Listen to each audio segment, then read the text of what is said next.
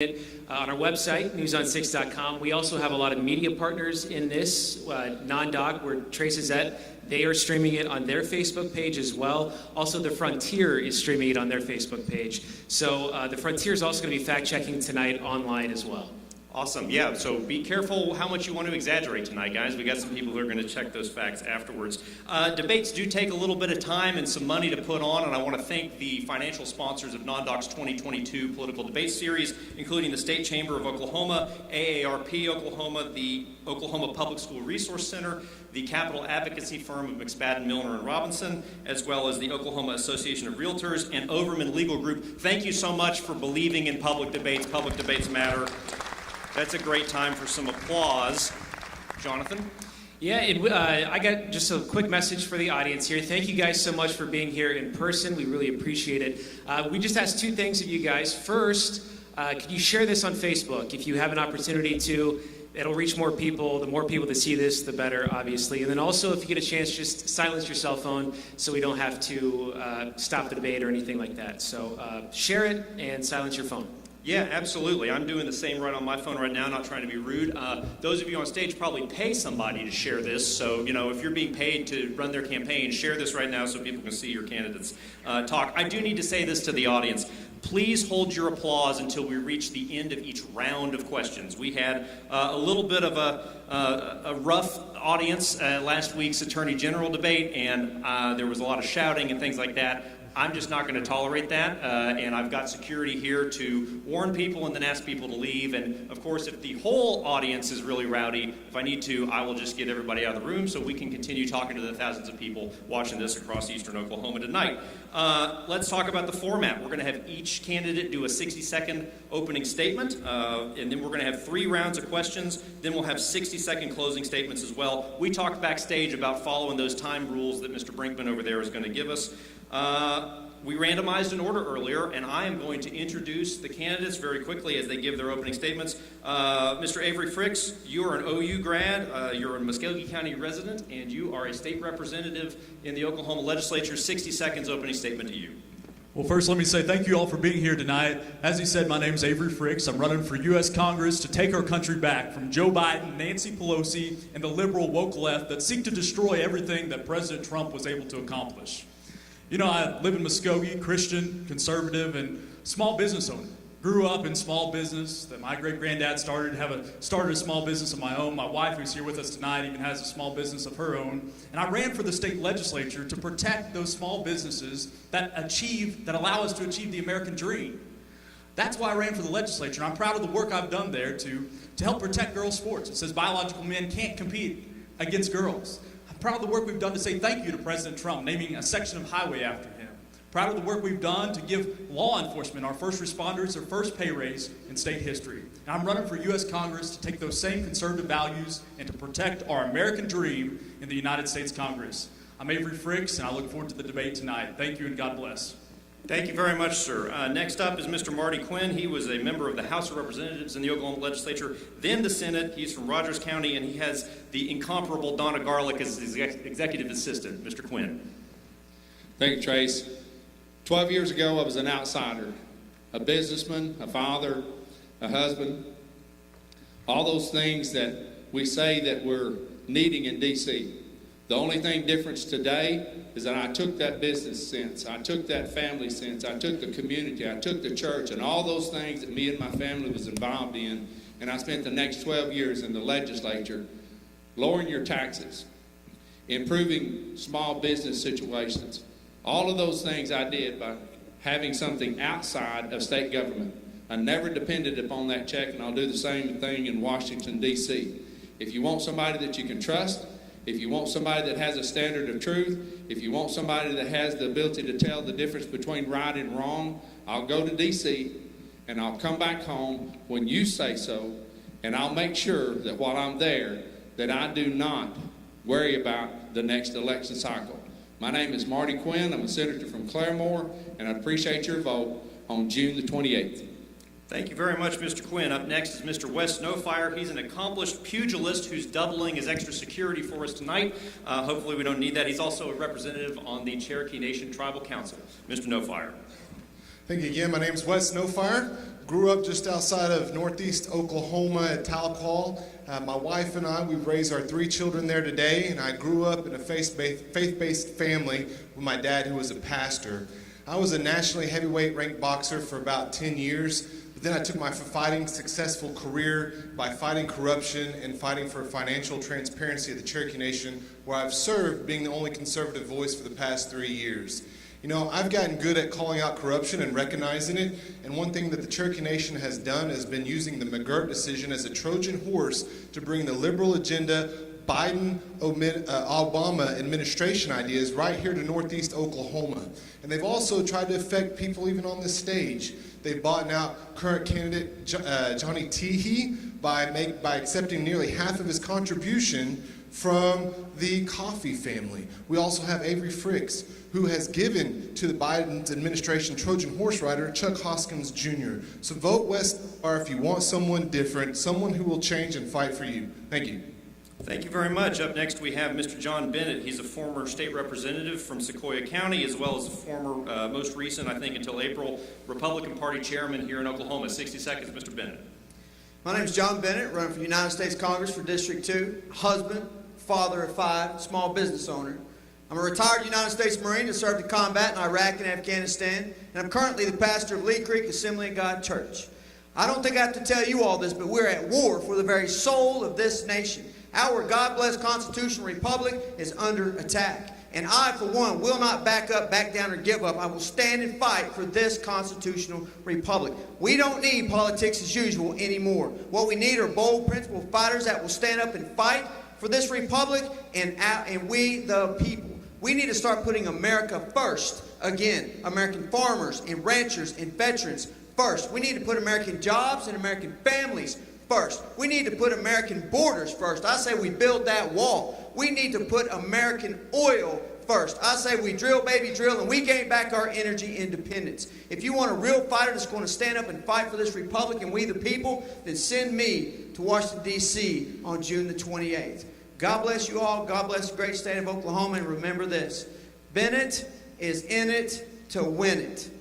And he's 10 seconds over time. Thank you very much, Mr. Bennett. Okay, Mr. Barker, next 60 seconds to you. You're a member of the Quapaw Nation Business Committee, Secretary-Treasurer. You're an oil and gas attorney and business owner, and you're from Delaware County, if I'm not mistaken. That is correct. So we have 3 major issues facing us here in Oklahoma, and as well as the United States itself, would be energy, inflation, and especially in Oklahoma, tribal relations. These are my areas of expertise, and this is why I'm running for Congress. My name is Guy Barker, and I would like to be your newest member of Congress from Oklahoma. So I am a petroleum engineer, as Trace said. I own and operate a small oil and gas company, which I put together after being an operations engineer with Samson Resources, the largest privately owned oil and gas company at the time. So we have fought for energy independence. We saw much more traction on this during the Trump administration, and in the last year and a half, this has all been completely dashed and thrown away. There is an unbelievable commitment to nonsensical ideas, renewable energies, and just frankly, we do not have the technology nor the infrastructure for it now. We have individuals that are denying the priorities that are facing us here. Every single man, woman, and retired individual here in Oklahoma's money is running out day by day. Send me to Washington so we can start remedying some of these issues. Thank you very much. Thank you very much, Mr. Barker. Up next, Mr. Chris Schiller. You're a pharmacist from Muskogee County. 60 seconds to you, sir. Thank you. I'm Chris Schiller. I'm a Christian husband and father, conservative business owner, and local pharmacist. Born and raised in District 2 in Muskogee. It's where my wife of 23 years and I still call home today, where we've raised our 2 sons, Watson and Cash. Becky and I own our own small business, a local independent community pharmacy called Economy Pharmacy, with locations in Muskogee and in Tulsa. I've never ran for public office, and I'm a true political outsider. A little over 3 years ago, I had a patient, a really good friend, bring a letter into the pharmacy. The letter was from his insurance company, and it said he could no longer use our store. He was being forced to use a chain or a mail order, and that's not right. And so I started working to make sure patients had access to health care and had a choice of where to receive that health care. You know, in politics, I don't see a lot of people telling us the truth, and I certainly don't see a lot of people standing up to fight for what's right. And another thing is our southern border is a national crisis, and we need to quit listening to people talk about it, and we need people to actually fix it. I look forward to your questions this evening. Thank you. Thank you, Mr. Schiller. Up next, Mr. Clint Johnson. You're a Marine Corps veteran who worked in the Cherokee County Sheriff's Office. I believe you live in Cherokee County. Yes, sir. 60 My name seconds. is Clint Johnson. I got out of high school, went through the way the Marine Corps, came back, got hired at Cherokee County Sheriff's Office, was there about 5 years before I went to narcotics, worked there about 9.5 years before I went to National Investigative Intelligence Agency with Dying Corner National U.S. State Department, worked to Ministry of Interior in Iraq. Anybody else sick of politicians? Every one of them need term limits from now on. We have got to get these career politicians out of Washington, D.C. and start putting fresh faces back up there. They have gotten rich off the taxpayer people. They have forgotten about every one of us out here. And what I see is Democrats and Republicans are out there fighting amongst each other, and nothing's being done for anybody in this room or anybody watching. It's time that we change who we send to Washington, D.C. If we don't start changing who we send up there, Washington, D.C. will never change. Clint Johnson, U.S. Congress, June 28th. If you give me the opportunity to earn your vote, I'll show you. Our politicians will be here every 120 days. Me, standing here explaining what I'm doing in Washington, D.C. Thank you all. Thank you very much. Swallow that microphone for us in the future. Mr. Dale Derby, you are a former state representative. You're also a pharmacist from Owasso. Which county, Rogers or Tulsa? Rogers is where I live, and Dale is my dad who passed away. Oh, David. I'm sorry. My goodness. Well, he was a good man, so it's not bad to say his name out here, right? That's correct. I agree with you. David Derby, former representative. Actually, I'm a former law enforcement, worked in the crime lab. I actually have a doctorate degree in pharmacy. I live in Rogers County. I actually operate a $23 million business today. I'm actually married to a tornado. That's my joke. This year, 25 years, and we're adopted parents of 2 fantastic boys. The reason why I'm running for Congress is this. I'm fed up with the fact that we have open borders. I'm fed up with the fact that we have reckless spending. I'm fed up with the fact that we have this liberalization of our school districts. And I'm fed up with the fact that we have this overtaxation and regulation on our small businesses. I see it on a day in and day out basis, and I'm tired of it. And we got to have somebody that has a backbone to stand up for it. Dale Derby, as Tracy has said, was a lieutenant commander in the Navy.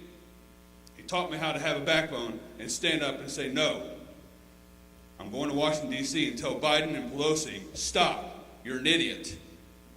David Derby for Congress, thank you very much. Thank you very much, sir. Mr. Johnny Teehee, you're the police chief in Muskogee, Oklahoma. I believe you may live in Sequoia County, and you are a Cherokee Nation citizen. That's correct. Thank you. Make sure that's on. There we go. My name is Johnny Teehee, and Is he on? Try it again. It shows green. Okay, good. my name is Johnny Teehee. Still working? No. I think so. I think you're good. Okay.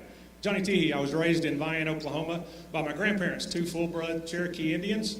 Didn't have much, but we had 2 things my grandma taught me that I keep today. One is God. She said, throughout the course of your life, you're going to have coworkers, relatives, spouses, all kinds of different people that you run into that will walk away from you, turn your back on you. God never will. The other thing she told me was work ethic. She said, doesn't matter where you work, who you work with, what you're doing, or how much you're making, always do your best every day. Not every other day, not 2 or 3 days a week, every day.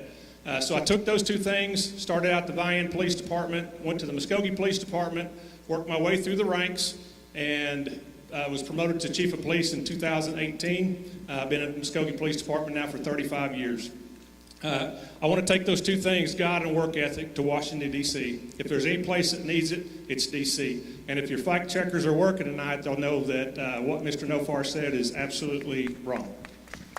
Thank you very much. Last but not least, Dustin Roberts. You're a state representative in Bryan County. You're a Choctaw Nation citizen, and you have had a various business interests in your life. So, 60 seconds. Thank you, Trace. My name is Dustin Roberts, and I'm running for Congress because our country is at a crossroads. I've owned several small businesses, from a convenience store to a construction company. I'm a decorated Navy veteran, and I'm a current state representative. I ran for office 12 years ago because the state of Oklahoma had problems, and they were in my business, and I could not prosper at a convenience store. So I ran. After 12 years, the state of Oklahoma is in a better position today than it was 12 years ago. I want to take that knowledge and go to Washington, D.C., because they are entangled in our everyday lives. And it's going to take somebody that understands the state budgets and the county budgets, and along with the federal budgets, to get states' rights back and allow the state of Oklahoma and other states to build the programs that fit their state better. Veterans are being left on the vine. The care has been retracted back, and we have nobody standing up for the United States veterans that took an oath to die for this country. It's time for somebody to stand up. My name is Dustin Roberts, and I'm running to fix America. Thank you, Representative Roberts. Okay, round of applause time. That's a lot of opening statements. That's a lot of candidates. I appreciate you guys all telling us about yourselves. Mr. Cooper, did you stay awake over there? I didn't give you much to say, did I? I was awake, yes. Okay, let's go to our Wasn't on my phone. first round of questions. It's titled Nothing's Quiet on the Domestic Front. Each candidate will have 60 seconds to answer each question. Mr. Cooper. Okay, so for this first round, we're going to go in alphabetical order. Very easy question. It's a very simple one. The question is this. Think about the specific neighborhood you live in. Describe it to us. Tell us a tangible need facing your neighbors right now. We're going to go alphabetically. So, Mr. Barker, you're up first. 60 seconds. Tell us where you're from. What some tangible needs facing your neighbors right now. So originally from Miami, Oklahoma, and then live in Delaware County now, around the Grand Lake area, but a tangible need that we see day in, day out is that nothing is very close to us. We have individuals in my community that have to drive long distances to and from just for groceries, to drop their kids off at school or to simply to make it to the hospital or handle all of their day-to-day needs back and forth to work. Now, as we can see, this punitive treatment that we're getting as a result of mismanagement of our oil and gas industry and our economy in general has sent gas prices skyrocketing and inflation as well. But we need to be able to start making common sense decisions on deliverability for petrochemicals here in the United States. We need to reopen our refineries and be able to get our supply back. So otherwise we will not see these prices go down. They will only continue to climb. We're seeing this with gasoline, and we are going to start seeing it with liquid natural gas, propane as well, for other rural communities later this fall. Thank you. Thank you. Mr. Barker, thank you. Mr. Bennett. So I live in a rural area. There's a lot of farmers and ranchers. And right now we've got a lot of foreign entities coming and buying up our farmland and our ranch land. It's driving the prices up, and these foreigners are buying it every single day with piles and piles of cash. As a U.S. Congressman, I'm going to stop that. I'm going to file a bill that will prevent any foreigners from buying up American farmland, specifically Oklahoma farmland. That's a problem for them to buy that, because if they control the land, they control the food. And if you can control the food, you can control the people. It's a huge problem. It needs to be fixed, and that's one of the first issues that I'm going to take care of when I get to the United States Congress. JohnBennettForCongress.com. You can go out to my Facebook page, John Bennett for Congress, or you can go out to my YouTube channel and watch some of my debates on the House floor in regards to all these issues we're talking about tonight. John Bennett for Congress. Mr. Bennett, thank you. Mr. Derby. Thank you for the question. Whether you live in my neighborhood or whether you live in Vian or whether you live in Durant, the same problem is going to be universal. The fact of the matter is the failed policies of Biden and Pelosi has made our economy non-viable. Inflation is out astronomical. Gas prices are astronomical. It costs $200 a day to drive a combine to produce wheat in 2020. It costs $750 a day today to do the same job. If it costs that much more dollars today to take that wheat to the store to produce bread, then you go to the local grocery store and you have to put gas in your car to go to that local grocery store, and you have more money out of your pocket to go buy that bread, then the same problem, whether you live in my neighborhood or those other neighborhoods, is reoccurring. That's the problem. We have failed policies of Biden and Pelosi. You're looking at the only guy who took on the oil and gas industry's taxes and burdens and regulations and eliminated them in the state of Oklahoma. Mr. Derby, thank you. Mr. Fricks. I live in a very rural area. There's only one other neighbor on my street. But the inflation caused by the Biden administration is hitting my neighbors and everybody that I know the hardest. You can't afford fertilizer anymore. Some of my neighbors are having to decide whether they want to go out of business, a farming business that they've been in for generations.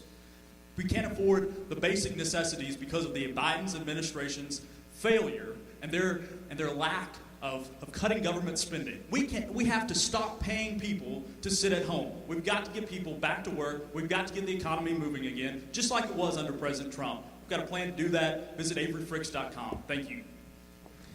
Mr. Johnson. I live in a rural community in Tahlequah. My biggest thing that I see out here is inflation and energy. The other day I was driving around Tahlequah and I picked up a lady that was walking about 10 miles out of town. It was 89 degrees. Picked her up, she got in my truck, I asked her, "Ma'am, what do you need? She need a ride?" She said, "I'm going to return my books at the library." She was 86 years old. She didn't have the gas money to drive to town, and she didn't have anybody she could call that she would be a burden to. Our economy is killing us. The gas price is killing us. It's time to send people back to Congress that are going to go to work for the American people, that aren't going to go up there and fight and argue or anything else. That's going to go up there and put the work in. It's going to get our country straightened back up and make this a better country. And what we need to remember up here is this ain't about us. It's about every one of you all and everybody driving up and down the road and everybody watching right now. It's about the citizens of this community, of this District 2, Oklahoma, and the United States that we represent. Don't have an ego. Don't have a personal agenda. Go do your job. How hard is that? Thank you. Mr. Snowfire. Well, I think everybody living in 2nd Congressional District lives in rural America. So we know that inflation is a big issue. However, out of 28 counties, we're the only one that has addressed the McGirt decision. That is the biggest threat right now in how it's being handled to all of the 2nd Congressional District of Oklahoma. I'm the only one that sat down with tribal leaders. I'm the only one that sat down with state leaders to find a solution. And I look forward to talking with you guys more about that tonight because I know it's going to be in the second part of this panel. However, I'm the authority on McGirt, and I stand for that, but I've seen an inconsistency in law and a rise in crime wave. And that's the reason why everybody is looking to us to solve that issue. And we've been addressing it, we've been standing firm with that, and we're looking forward to getting your vote June 28th so you can send us to D.C. to make sure we solve that issue. Appreciate it. Mr. Quinn. My neighbors are feeling the effects of the Biden-Pelosi trickle-down destruction of our economy. But it's a destruction of our economy because there's a purpose behind it. And that purpose is to take capitalism away and replace it with a socialistic society that makes you dependent upon the government ahead of you. Whether it's infrastructure, whether it's energy independence, or whether it is over-regulation that is destroying our supply chain. Doesn't make any difference if you're a farmer. It doesn't make any difference if you're a restaurant owner, if you're a hardware store owner, or if you own the local clothing store. All of them are feeling the effect of the Biden-Pelosi trickle-down destruction of the oil and gas industry, and it's all for a purpose. I want you to remember that. I will challenge those things. I will challenge those things to the highest level if you elect me June 28th to go to D.C. Thank you. Mr. Roberts. Thank you. Dustin Roberts again. I'm from Bryan County, which is a rural part of Oklahoma, the southeastern corner there. There's several issues, as we've talked about with inflation there, that's hitting our county governments, where our county governments now cannot go out and grade roads, can't do such like that. So it's the government that's in our business that's driving up the cost of petroleum, gas, that needs to be pulled back. The second thing is the overreach from the Corps of Engineers that's not allowing the economic development to grow in our area. Pulling back those regulations and letting the local communities prosper. One of the first pieces of legislation I will be filing will be the Taxpayer Protection Act. And what it does is allows the federal government to give down excess equipment that's just sitting in the fields rotting, instead of having the county governments come out and buy those equipment back. So what we can do is give the county governments the equipment that they need to do the job that's already been paid for with taxpayer dollars, instead of making the county governments and state governments buy back those equipments. Thank you. Mr. Schiller. Excellent question. I'm from Muskogee, and I'm not from rural Oklahoma. And the Muskogeans struggle with a lot of different things right now. And I think the number one thing that we struggle with is the open border, the southern border. We are being inundated with illegal grows in Muskogee County. And that's all coming up from the southern border. We need to reinstate the Trump policies. We need to build the Trump wall. We need to reinstate, detain, and deport And we need to add three things to that. We need to impeach Joe Biden and remove Secretary Mayorkas from office. We need to not fund any type of government funding until we remove the policy of catch and release. What the left does now, instead of detain and deport, they catch the illegal immigrants, release them into the United States wherever they want to go with a bus ticket and a free cell phone, and that is unsustainable. And thank you very much. Thank you. And Mr. Teehee, you're last. Like to, I'm from a rural area, but with regards to the police department, one of the things that affects both those in the county and in cities all across the 2nd District is our southern border being open. The absolute influx of fentanyl is killing young people, young adults, the overdoses. Literally every other day we have somebody that we're having to save on Narcan. If it wasn't for that Narcan, the overdose rates would be ridiculous.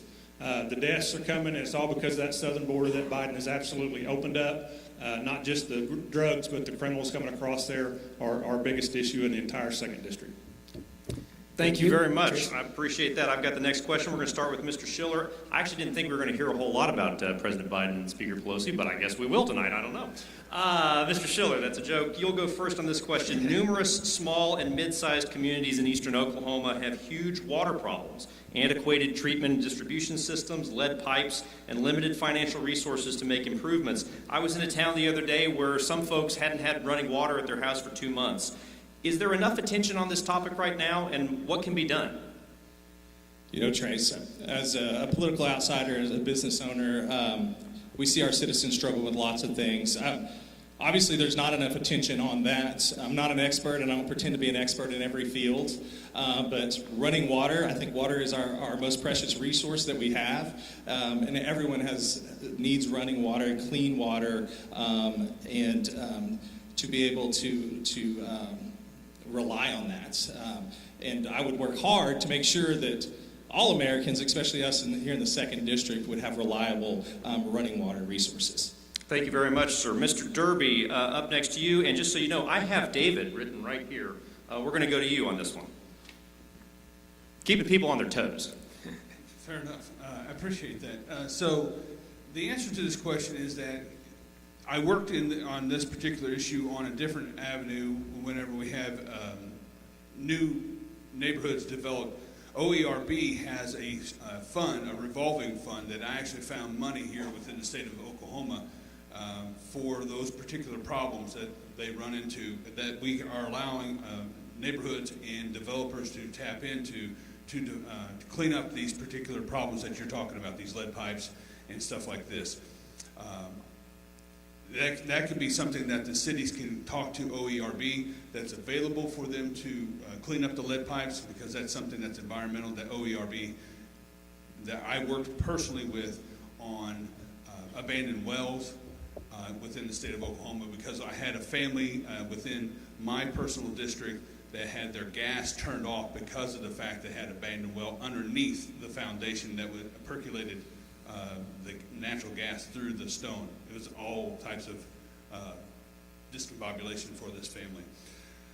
That's the type of leadership that you're going to find with me, that we're going to find sources and we're going to find solutions for the problems at the end of the day. Whoa. There you go. That's the whoa sign. Hold it up, Bennett, for everybody to see. There we go. Thank you very much, sir. Mr. Fricks, same question to you. Is there enough attention on this topic of water issue access right now? What should be done? Yeah, thanks for the question. This all goes back to a financial issue. We got to have funding and the resources to be able to address this problem. And as you all know, the price of a construction project has skyrocketed recently under the Biden administration.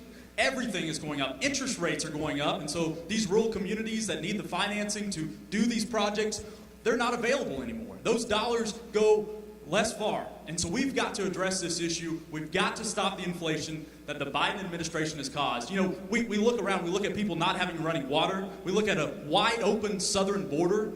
We look at boys using the girls' bathroom.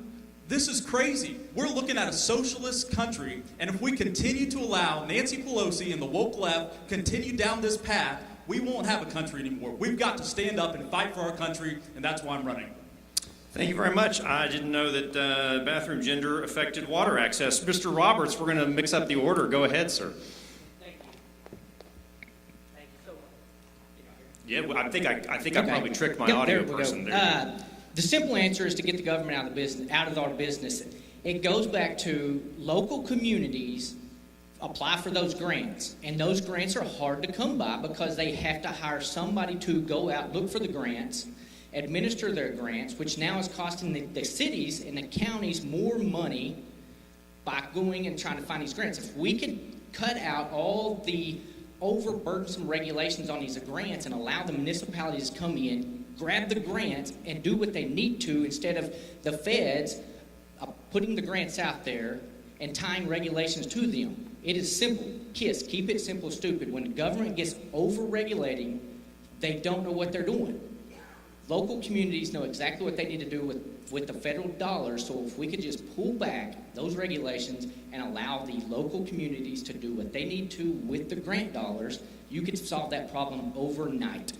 Great, thank you very much. I look forward to it solved. Mr. Quinn, we're going to go to you next. 60 seconds, same question. Thank you. The next congressman that goes to D.C. needs to realize how important the assets of Congressional District 2 are. One of those being the water that goes from southeast Oklahoma all the way to the northeast, whether it's lakes, whether it's the power that's generated from it, or whether it's just the fact that it's clean water. We will never be able to use those water resources to the maximum ability that we have until we stop the spending in D.C.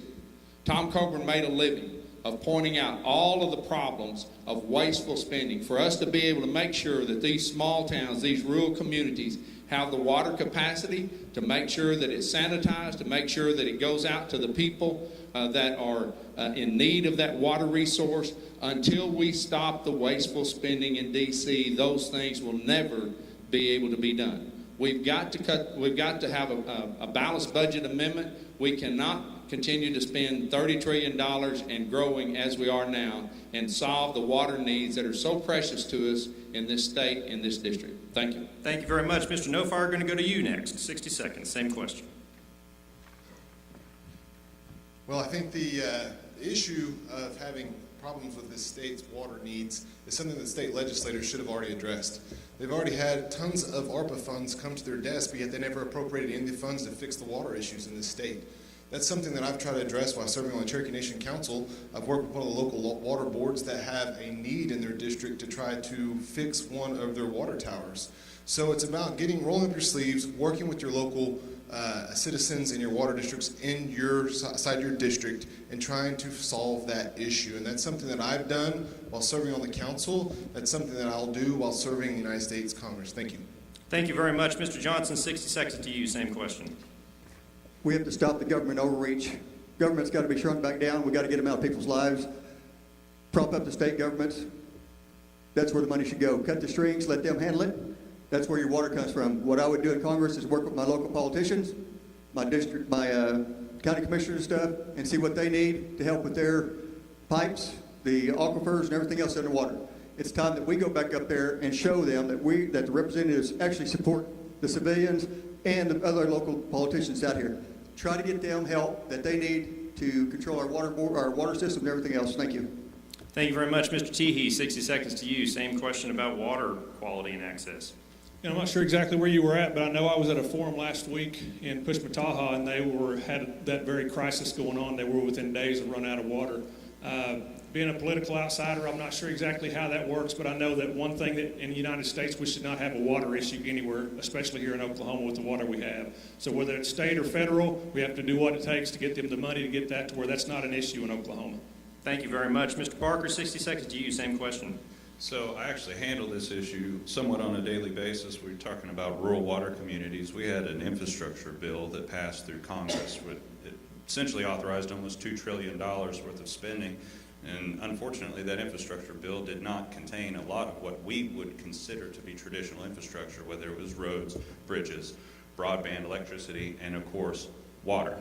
Now, there is a finite number or finite amount of funds within this plan, which I did not support at all. However, it has passed, and we are going to need a strong congressman that is going to be able to push letters of support for rural water communities that are pushing for any of this funding, whether it be grant or competitive application as well. Without that, we are not going to have any of this infrastructure be able to be rebuilt or modernized, and we're going to have more rural communities underserved or unserved by utility quality water. So we need a strong voice in Congress to help stand up and bring as much of that money back here to support our state infrastructure. Thank you. Thank you very much. Last but not least, Mr. Bennett, same question to you. Is enough attention being paid to water access? What should be done? So first and foremost, it's been said already, but government's not the answer. Government is the problem, especially big government. Outside of the 18 innumerable powers, the federal government does not have any power or say-so, or should not, in no reason to the state.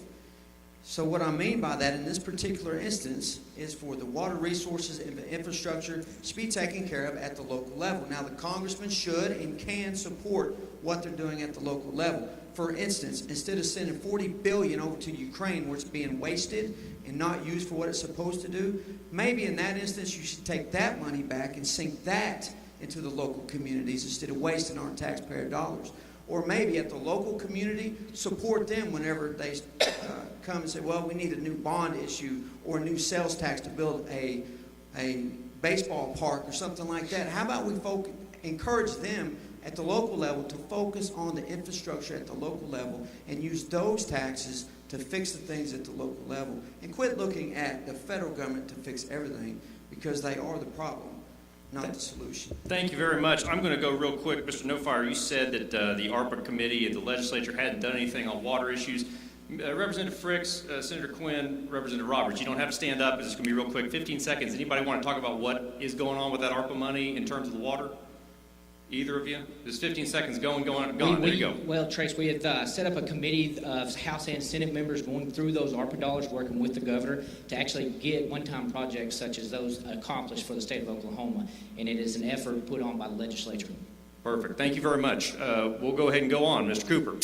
We're going to switch things up a little bit. This is going to be a raise your hand question. So we're going to talk about foreign policy right now. The Russian invasion of Ukraine continues 4 months after it started. The chief of NATO said recently that the war could go on for years. 47,000 people are dead. 15 million people are displaced. The question is this: should the U.S. engage militarily with airstrikes and boots on the ground? Raise your hand if you believe that should happen or happen anytime soon.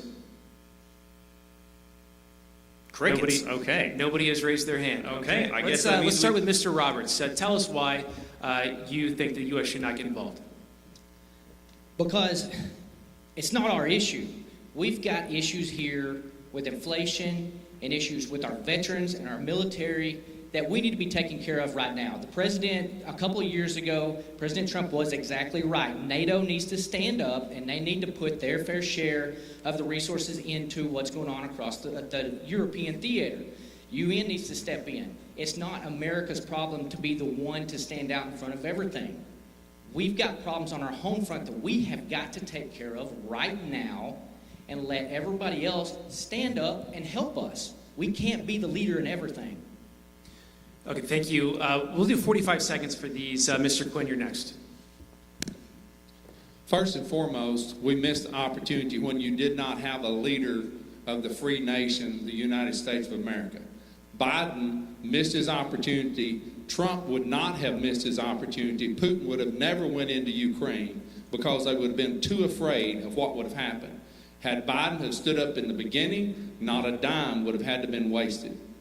But here's the thing. Nobody knows where this conflict is going. And we say that we don't want to put any more money on it. What happens when they shut off the wheat? What happens when they shut off the supplies that other members of this world and this country needs? What happens when it starts affecting that food supply? Is that when we go in? So we have to make sure that we don't. You can finish your thought. We have to make sure that we say that we're not going to spend another dime. We don't want to spend another dime. We need to make sure that we, in the beginning, should have taken care of things when we had the opportunity to do so. Thank you. Thank you very much. Jonathan, let's throw this open just around the group. Whoever wants to go next, if you haven't spoken already, you can have 45 seconds if you want. I hear people talking about inflation, and if I'm not mistaken, and I'm not an economist, but I think the war in Ukraine is affecting global inflation. That's what I hear and reading on the internet. So if that's such a problem, how long do we allow this to go on? Anybody who hadn't talked yet, 45 seconds. Go ahead, Mr. Snowfire.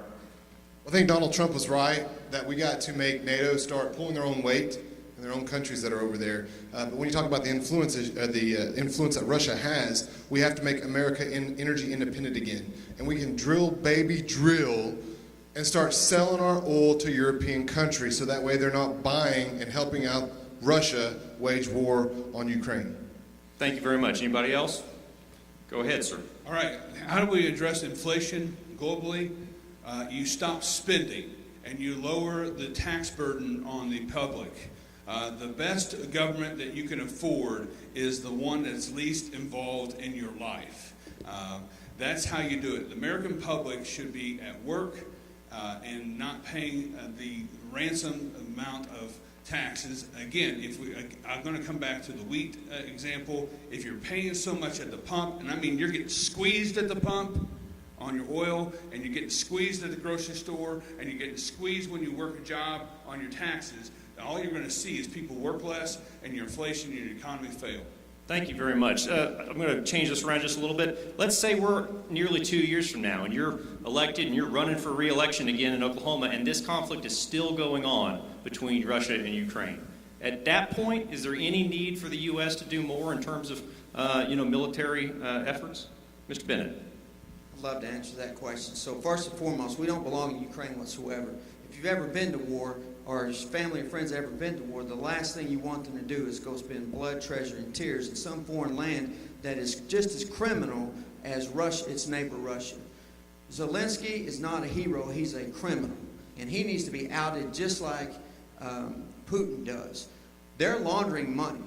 Our own U.S. government is using Ukraine to launder money. They've done it in the past. They've been caught. And any time the communist Democrats, the weak-kneed rhino Republicans, and the communist media are saying, look over here at what's going on in Ukraine, let's send them money, you better start looking over here because they're doing something else. These are the things that we need to consider. There's not anyone right now in our federal government that's actually paying attention to what's going on, national security-wise. That is a national security interest we don't have any business in Ukraine right now or 2 years from now.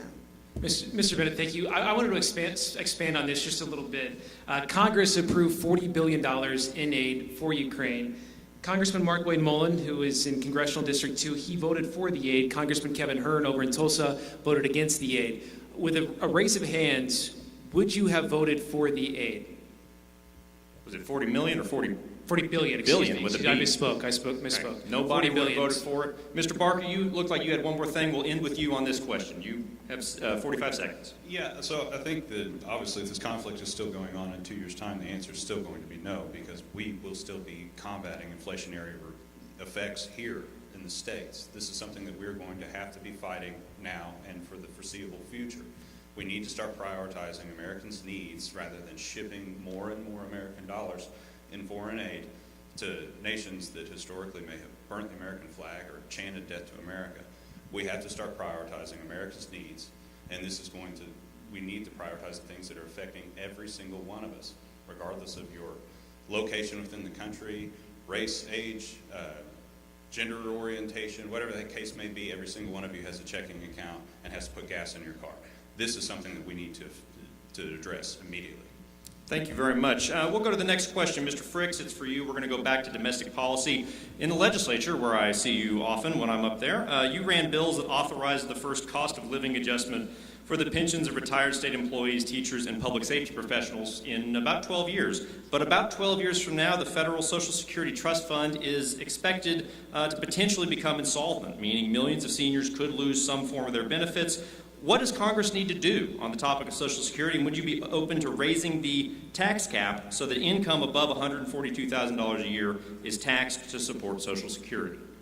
Thank you for that question. First, let me take the COLA piece of it. I'm proud of the work I was able to do in the legislature to give our first responders the first pay raise they had received in over 12 years, and I think that was important work. We did it while keeping the pension solvent. As we move and look at what's happening at the federal level right now, one of the things that we do really good in Oklahoma is we pass a budget every year, a balanced budget. We have a constitutional amendment that requires us to pass a balanced budget.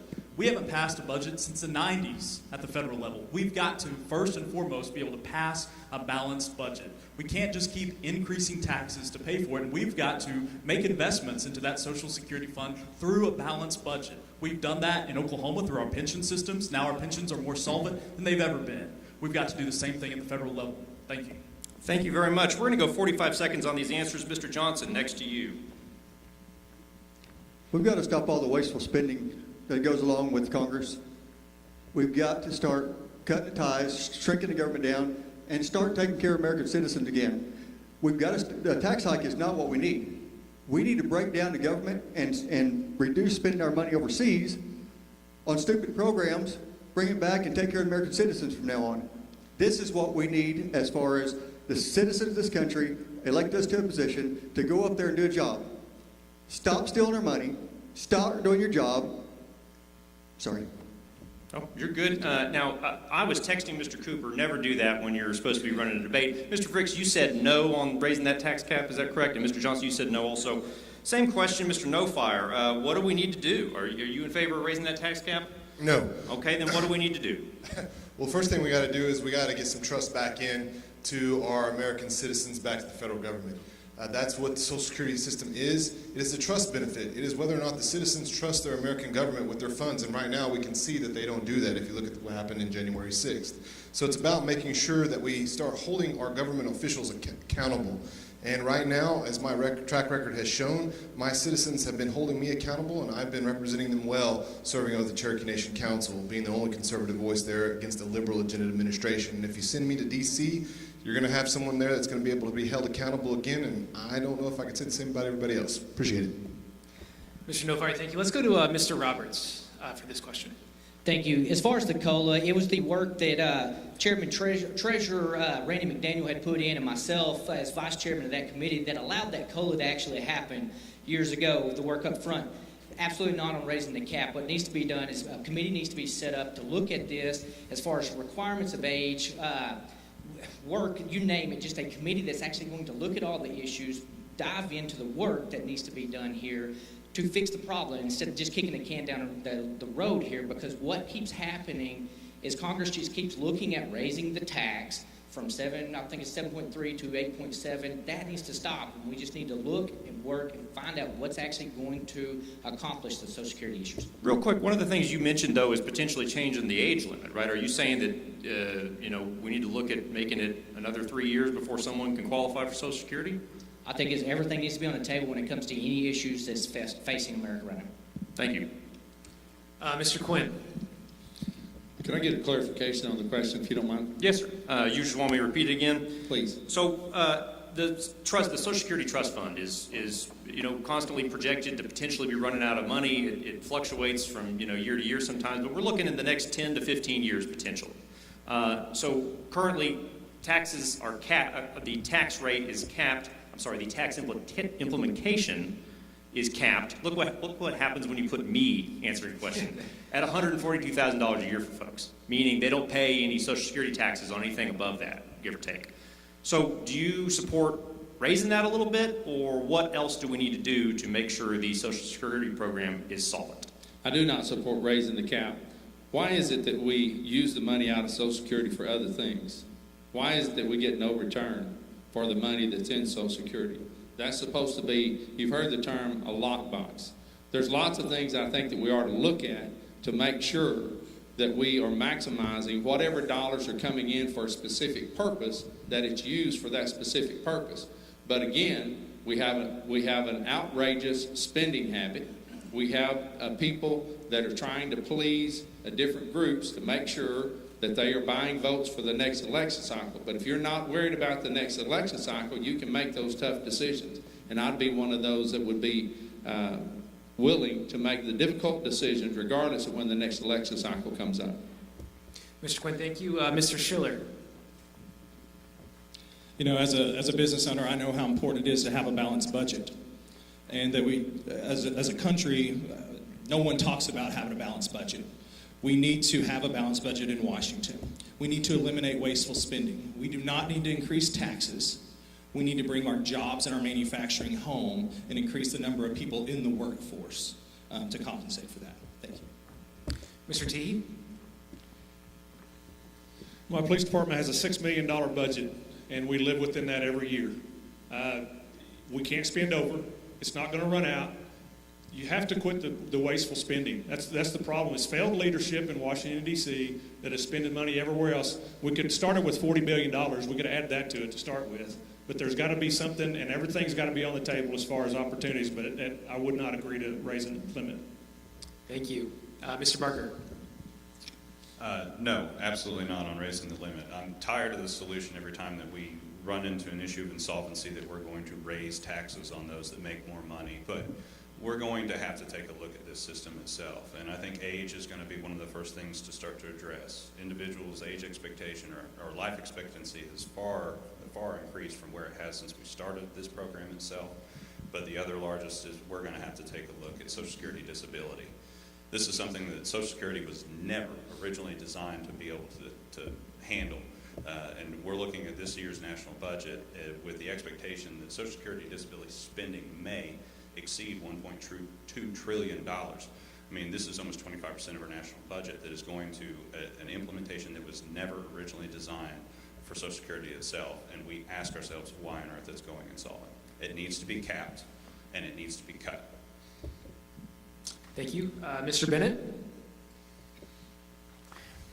Yeah, so I agree with the rest of them. We should never be raising taxes or even talking about raising taxes. That's the government's answer to everything. We need more money, let's just raise taxes.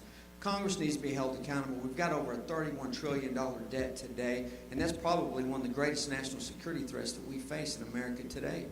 And they're doing it off the backs. They're spending money out of Social Security funds, spending the money of our elderly, those that have paid into that system with the promise we will give this back to you so you can live your latter years and with a little bit of money. That's ridiculous. What we should do is go back in and stop Congress from raiding that fund every time they need money. And we should find them every time that they do and then stick that money back in there for the Social Security beneficiaries. How about we allow the Social Security beneficiaries to invest their own money?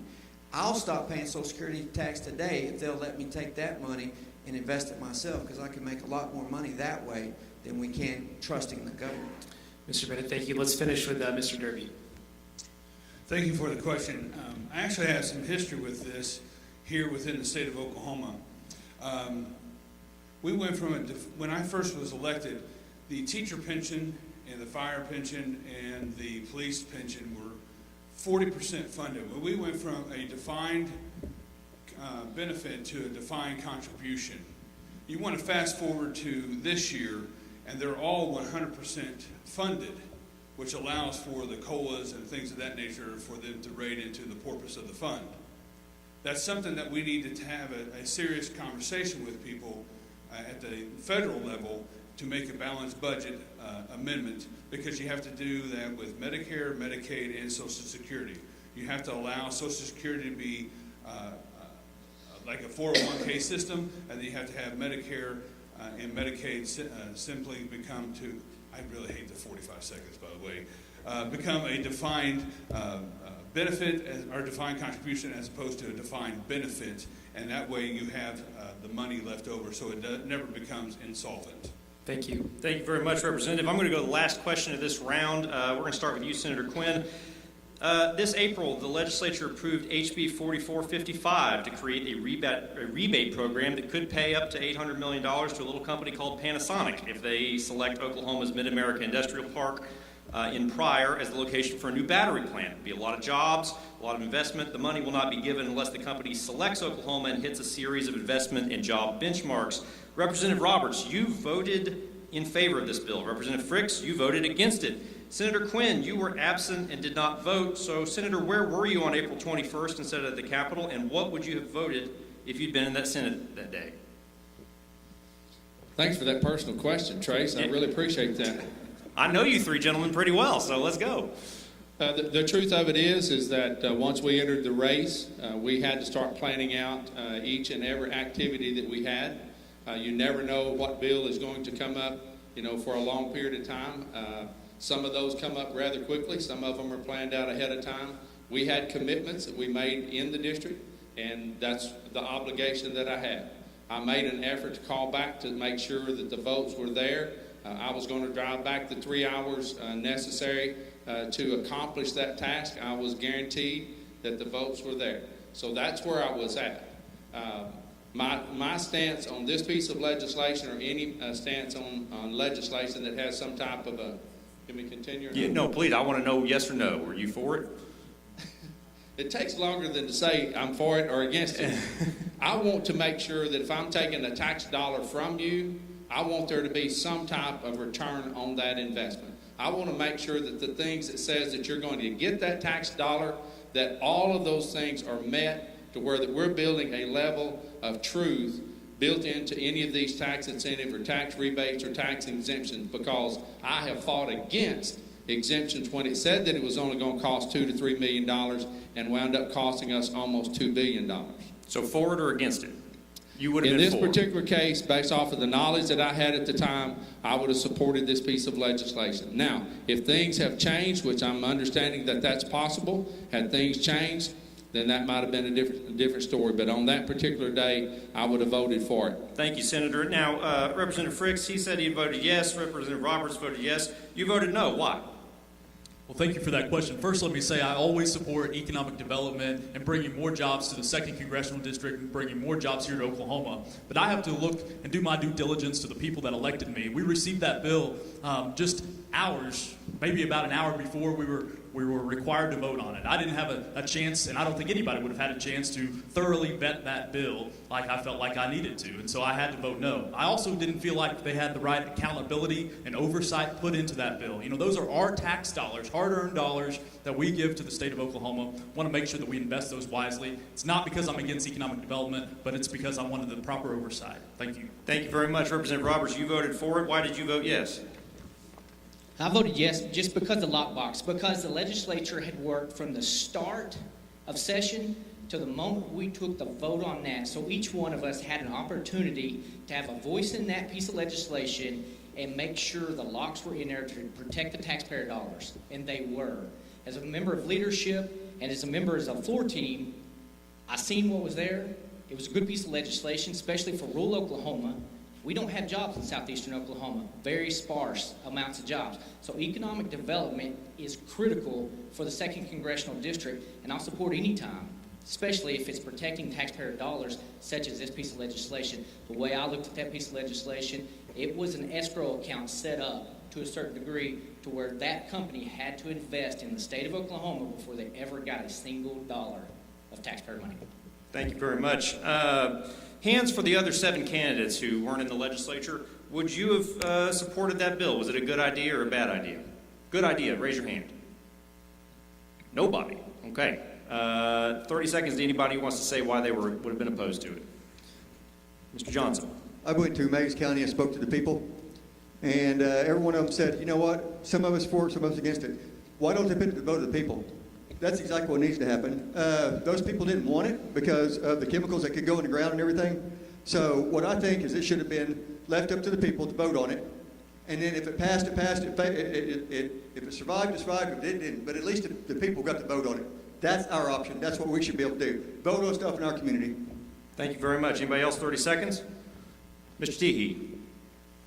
I don't know how I would have voted because I didn't see the particulars about it. The shame of it is that the federal government has got us to the point to where we have to compete state to state, city to city for these things to come in the first place. It should be something where everybody has an opportunity to have it and not have to compete to where we have to. It's who pays the most money, whether it's Kansas or Oklahoma, and that's what determines where these big companies go to. Thank you. Anybody else? 30 seconds. Mr. Bennett.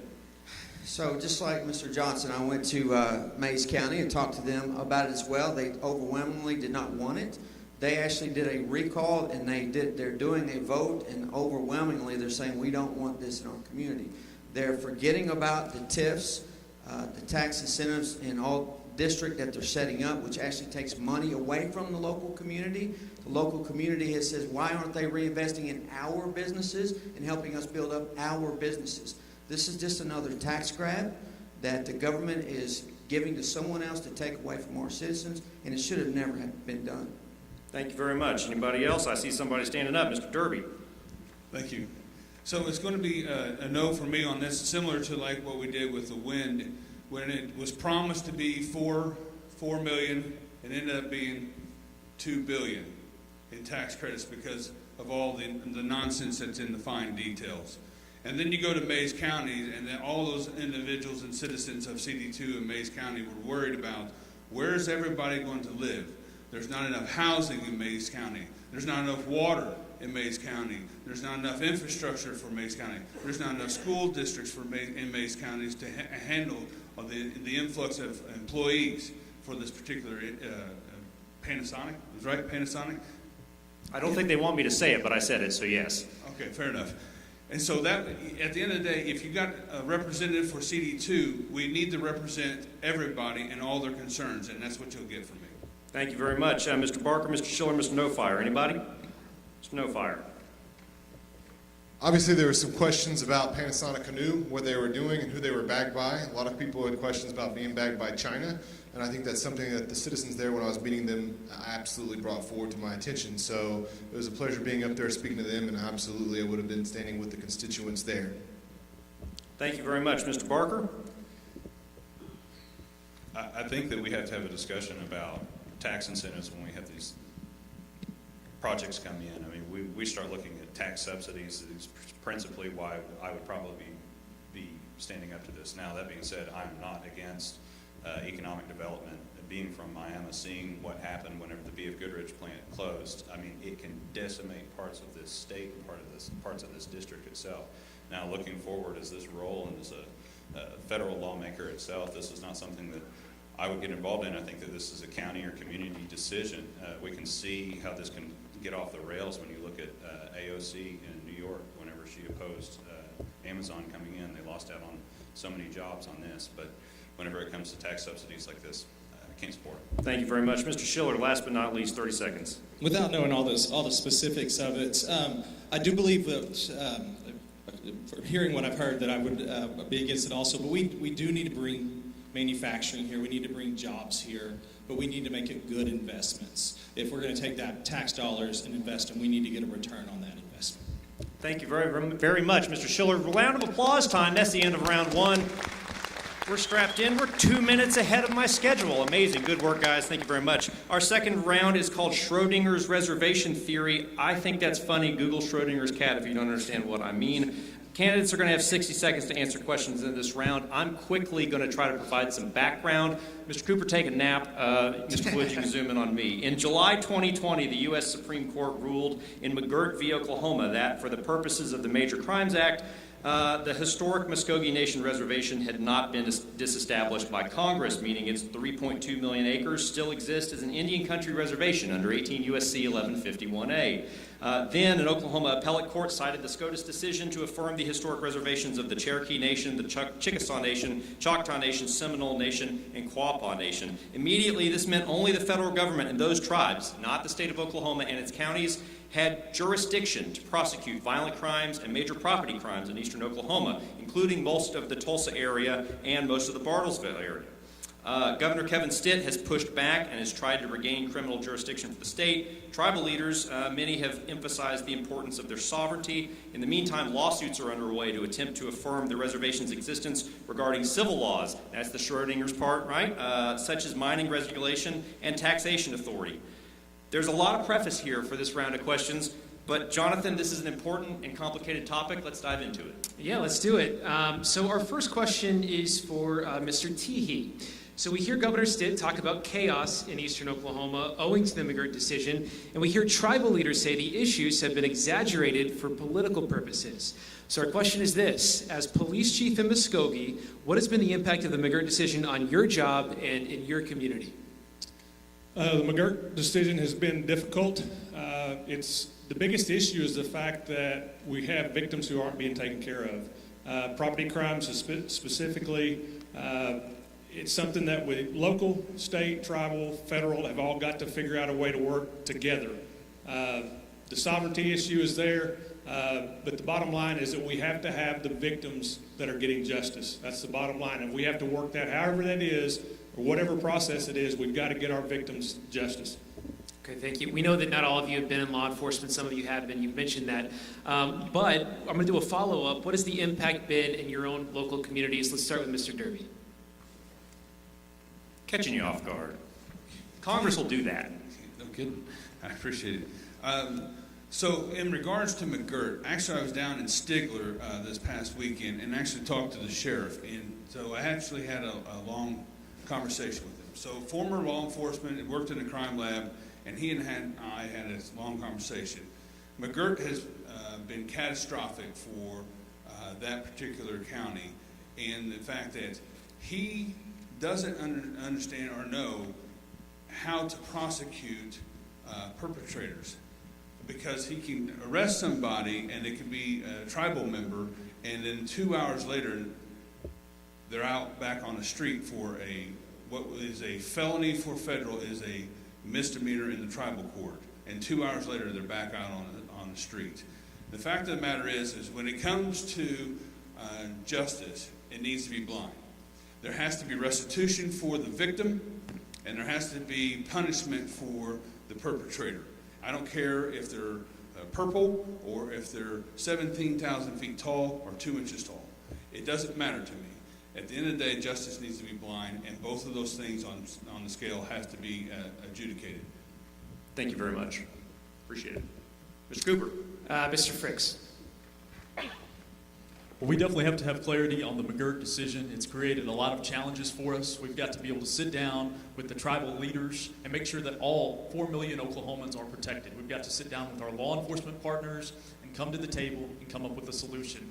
Right now, this McGirt decision is almost kind of like a bad divorce. The only people winning in this are the attorneys. The attorneys are getting paid millions and millions of dollars. We've got to come back to the table and find real solutions to protect all 4 million Oklahomans. Thank you, Mr. Johnson. This goes back to what I was saying a while ago. Our politicians have got to stop playing with people's lives. They got to realize that this is about the American people and not any of us on this stage. We have got to get back up here. They have got to get in the room and solve this out. We had a cooperating individual agreement when I worked for the sheriff's office, and it worked out perfect. And all of us got along great. We did our jobs. We've got to go back to that. Get these people in the room. Start doing your jobs. Quit having an ego, and let's get the people protected like we're supposed to. Thank you, Mr. Snowfire. You've been talking about this a little bit with the Cherokee Nation. Your perspective on this? It's going to be hard to try to dive into this in 45 seconds. However, Well, you got 60. You got 60. I'm sorry. Okay. Yeah. Big Great. finish. A little bit longer, 15 more seconds. But one of the big issues is that tribal leaders and state leaders are using it as political warfare to attack one another. We know that it's going to take federal congressional action to solve this issue, and so I've dealt with the case law on a regular basis.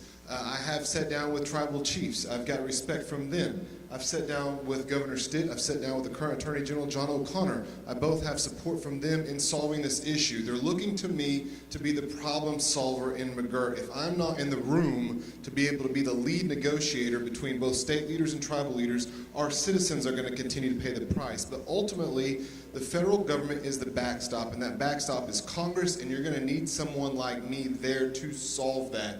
That's the reason why I've had so much trust from both parties. We do have the rogue agenda administration over at Cherokee Nation. We call them the problem child. They don't want to sit down because they're in two-step with Joe Biden and his administration, trying to bring that right here to the most conservative state in Oklahoma. They're trying to put illegal abortion clinics right here on the reservations. We don't want to see that, and that's why I can speak on behalf of all the tribal representatives that I've sat down with and on the state of trying to find a negotiation and finding a solution. That's the reason why I have their support. Appreciate it. I want to give you 15 more seconds. You just said that the Cherokee Nation and Chief Hoskin are trying to put abortion clinics in the Cherokee Nation for the state of Oklahoma?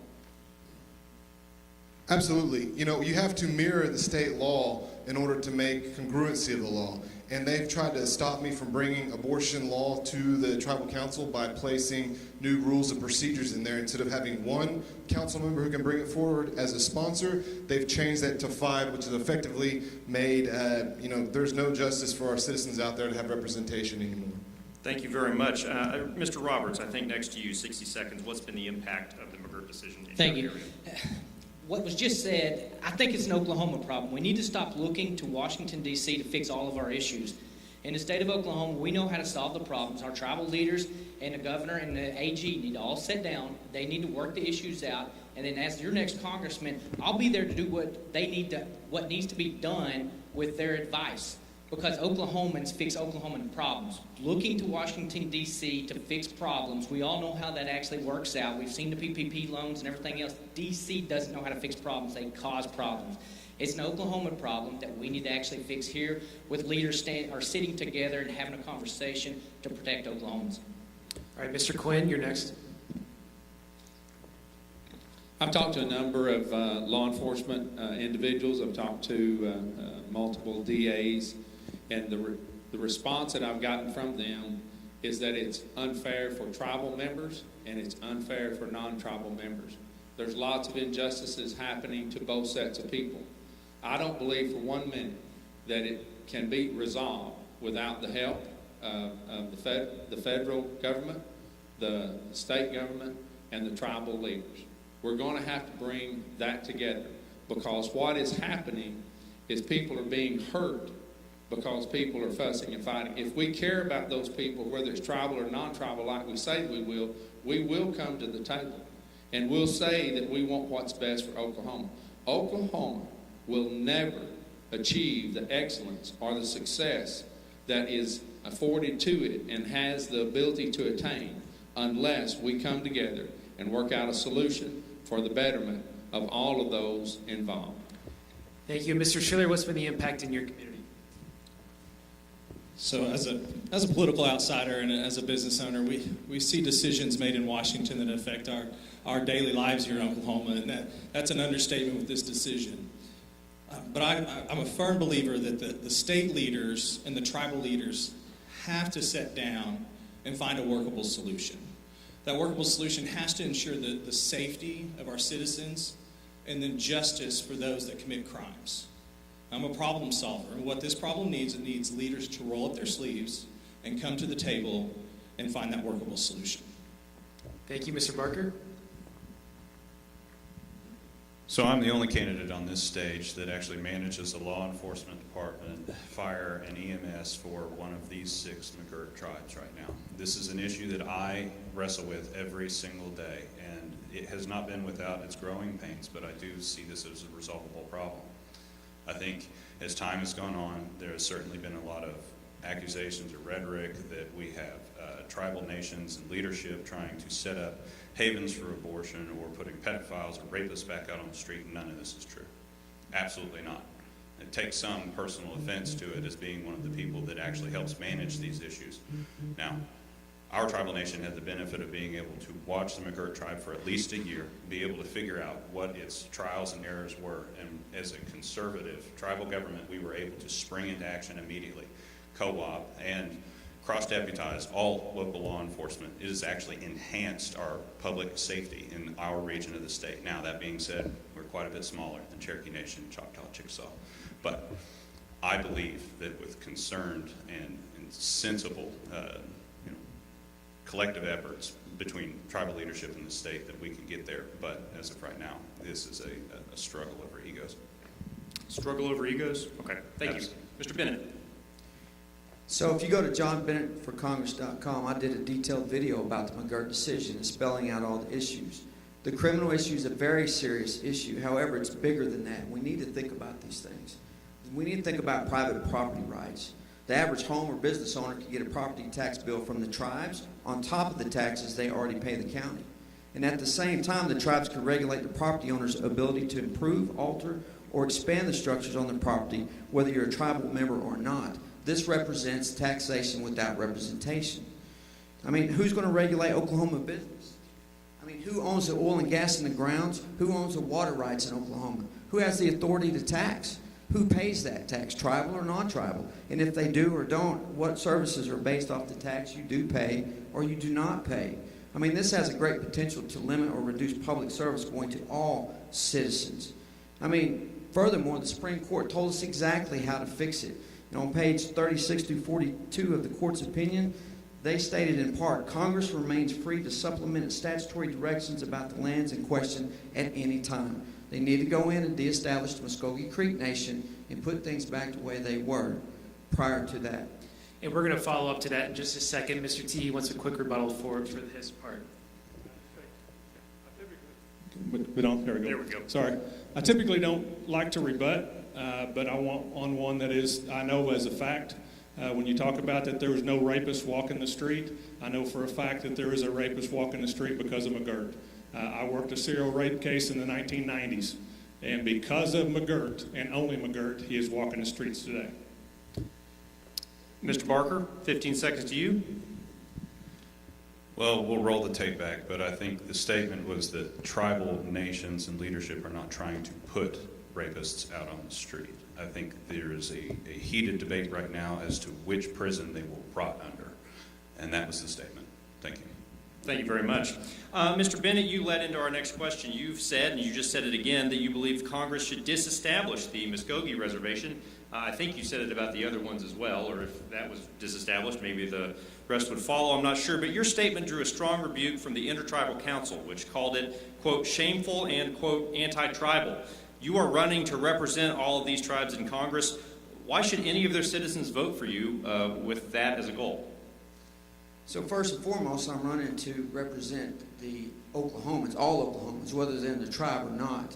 And for the tribes to come out, socialistic type governments, by the way, which do not recognize our Bill of Rights, which are the first 10 amendments of our Constitution, they don't get those rights on tribal land. Yes, I did say we need to deestablish Muskogee Creek Nation. Because once we do that, and the Supreme Court says we have the authority, Congress has to do it if we want to fix things. All that would simply do is set us back to the day prior to the Supreme Court making the ruling that they did that caused this whole mess in the first place. And the Court of Criminals Appeals would extend that to all the tribes. We're not taking away sovereignty. What we're doing is setting things right and getting back to the way they were prior to the disastrous McGirt decision. And that's what we need to do to protect all Oklahomans, tribal and non-tribal, because we all lose. It's the casino bosses in the tribal government are the ones that are going to make out in this whole deal, not the tribal citizens and not the citizens of Oklahoma. Thank you very much. We've got those fact checkers at home. I'm sure Brianna with Frontier is clicking away, Googling things, trying to figure some things out. Mr. Barker, as we've mentioned, you're on the Quapaw Nation's Business Committee, which is the legislative branch, essentially, of the government, which I believe is democratically elected. Okay, just making sure. I'm guessing you oppose disestablishing the reservations. What is your reaction to Mr. Bennett's position? I think that we're going to have to have a discussion on this. That, you know, we have prehistoric, treaty rights that pre-exist the creation of this state itself, some of which up to 77 years itself. Under Article 6 of this United States Constitution, that is the supreme law of the land. These need to be recognized. We have sovereign rights for these nations that now, at least with the textual interpretation from Neil Gorsuch, the most conservative justice on the bench, and that these rights need to be upheld. So I do not believe that disestablishment is a reasonable or even remotely fair solution moving forward. Our tribes and their participation in our communities here in Oklahoma make us strong, and it's what make us unique, particularly as a state here in the United States. So that needs to be celebrated, it needs to be enhanced, it needs to be strengthened through good, hard work with everybody kind of pointing their sails in the right direction rather than fighting against one another. Thank you very much. For the other 8 candidates on stage, please raise your hand if you agree with Mr. Bennett that Congress should disestablish the reservations. Anybody? Okay, somebody give me, Mr. Bennett raises his hand for himself, there we go. You raised both hands, it still counts as one. Somebody why are you guys not raising your hands? Why is that? Is that too extreme a position? Is it an insulting position? Who wants to go first? Mr. Snowfire. Ultimately, it's about holding tribal, state, and federal governments accountable in this issue. The Supreme Court laid out a rule of how they could do that. They actually gone into saying that Congress nor the treaties established a reservation, so the Supreme Court did. But they went back and said that Congress has to define that. Right now we have a big gray sector going on, and that's why we have so much inconsistency in the law of the land, and we're also seeing the inconsistency in the civil aspect of the land. And so for the best interests of all Oklahomans, native and non-natives alike, Congress is going to take action and have to take action. And how they go about doing that is going to be the reflection of someone who knows how to work with both tribal leaders and state leaders. And I have had that experience in doing it while serving on the council. I've also had that experience while running for this office. And so it is important to solve this biggest issue with somebody who knows exactly what they're working with. Thank you very much. Who would like to go next? Mr. Fricks. Thank you. You know, I believe that disestablishing these reservations would kick it right back to the courts because of the tribe's treaty rights. And that's going to get us right back into where we are today. It's going to cause continued uncertainty. The attorneys are going to continue to win. We've got to sit down. I'd rather see us all sit down and come up with real solutions to address this and to protect all Oklahomans. Mr. Snowfire, I just saw you shake your head when he said that he'd kick it back to the courts. 15 seconds. Is that something you want to correct or rebut? It's not anything that really needs to be rebutted. I've already said that whenever I said that the treaty rights nor Congress has created a reservation, only the Supreme Court did. Appreciate Okay, thank you. Anybody else? 60 seconds on this topic. Why we? Yeah, I would like to chime in again. So I do appreciate Wes and Guy's comments on this, and I'll be more than happy to work with them or their tribes in trying to fix this. The main point is Congress has to fix it, and it can't be kicked down the road. It certainly can't be kicked back to the courts. You can't work with this if you're going to disestablish it. That's Well, the it's whole point of going- sitting it's down going and working back with to tribal the, leaders and state leaders. Whenever you're going to say something like that and then come back and say, well, I'd like to sit down and work with you guys. You didn't say you're going to disestablish it. Well, here's the deal. And The Congress only isn't ones going to working take out, that the only action. ones We've winning already out seen here that they is failed the to corrupt act so tribal far. governments, and we all know this, and everyone's afraid to say it because most up here are taking money from the tribes. What I'm saying is we need to get in here and fix this problem. We can't kick the can down the road. And that's, let me finish. 15 seconds, Mr. Bennett. We're then just we'll go to kicking the Snowfire. can down the road, and so we'll do this, we'll do that. We need to do something right now because the fallout of what's going to happen if we don't fix this now, it's going to be very detrimental. And then trying to reverse that is going to be even harder. So we need to take a bold step and just fix it. Thank you very much, Mr. Snowfire. Rebuttal, 15 seconds. Anybody else? Mr. Johnson, go ahead. Why are we not putting political pressure on our politicians to get in here and do something about this? This isn't about the candidates or anything. Get your butt out there and start doing your job. Get in a room, solve this for the American people. That's what we need. Anybody else? 15 seconds. Mr. Snowfire. Rebuttal that when Bennett had said that there was setting members that received money from corrupted tribal leaders, and also Bennett's one of those by receiving money from the CFO of the Cherokee Nation businesses where they use their dark money to affect politics. Anybody else? Mr. Teehee? The police chief says, I'll hold my water. Okay. Trey, I want to say one more thing. The 10 courts told us 10 seconds, real on quick. page 36 of 42, Congress remains free to supplement its statutory directions about the lands in question at any time. Simply reversing the decision will send us right back to the way it was the day prior to McGirt. It's not taking any sovereignty. Okay, we're going to move on. Mr. Cooper, I believe you have the next question for Mr. Roberts. Yeah, we're going to kind of expand on this a little bit as well. This is from Mr. Roberts first. You're a citizen of the Choctaw Nation. Your wife is a citizen of the Chickasaw Nation. You've heard the rhetoric and seen the tensions over the last 2 years. Compacts have been ended between the state and the tribes. The Cherokee Nation recently said it would no longer fly the Oklahoma flag at its capital, that it reversed that decision. One of your colleagues in the legislature recently called Governor Kevin Stitt racist on the House floor. Given the economic forces that are the tribal nations, are you concerned this situation is creating a generation's worth of bad blood between tribal citizens and non-tribal citizens? First off, yes, I am a citizen of the Choctaw Nation. We're stronger as an Oklahoma when we work together. It's as simple as that. We need to stop with the rhetoric and calling each other names and whatever's going on in the world. At the end of the day, you have a bunch of politicians that are just screaming and yelling at the top of their lungs, saying they're going to fight, and that's all they do is they fight with one another. They never actually work. And what it's going to end up taking is it takes individuals to sit down and work for Oklahoma. I stated it. We are stronger when we work together. It is simple as that. So what needs to happen is the rhetoric needs to stop, and both sides and everybody needs to sit down in a room and fix the issues so Oklahoma can move forward. To answer the question as far as Oklahoma, ridiculous. The state of Oklahoma flag shall fly on this land. Okay, thank you. Mr. Barker, as a member of the Quapaw Nation, your thoughts on the state and the tribal citizens and non-tribal citizens?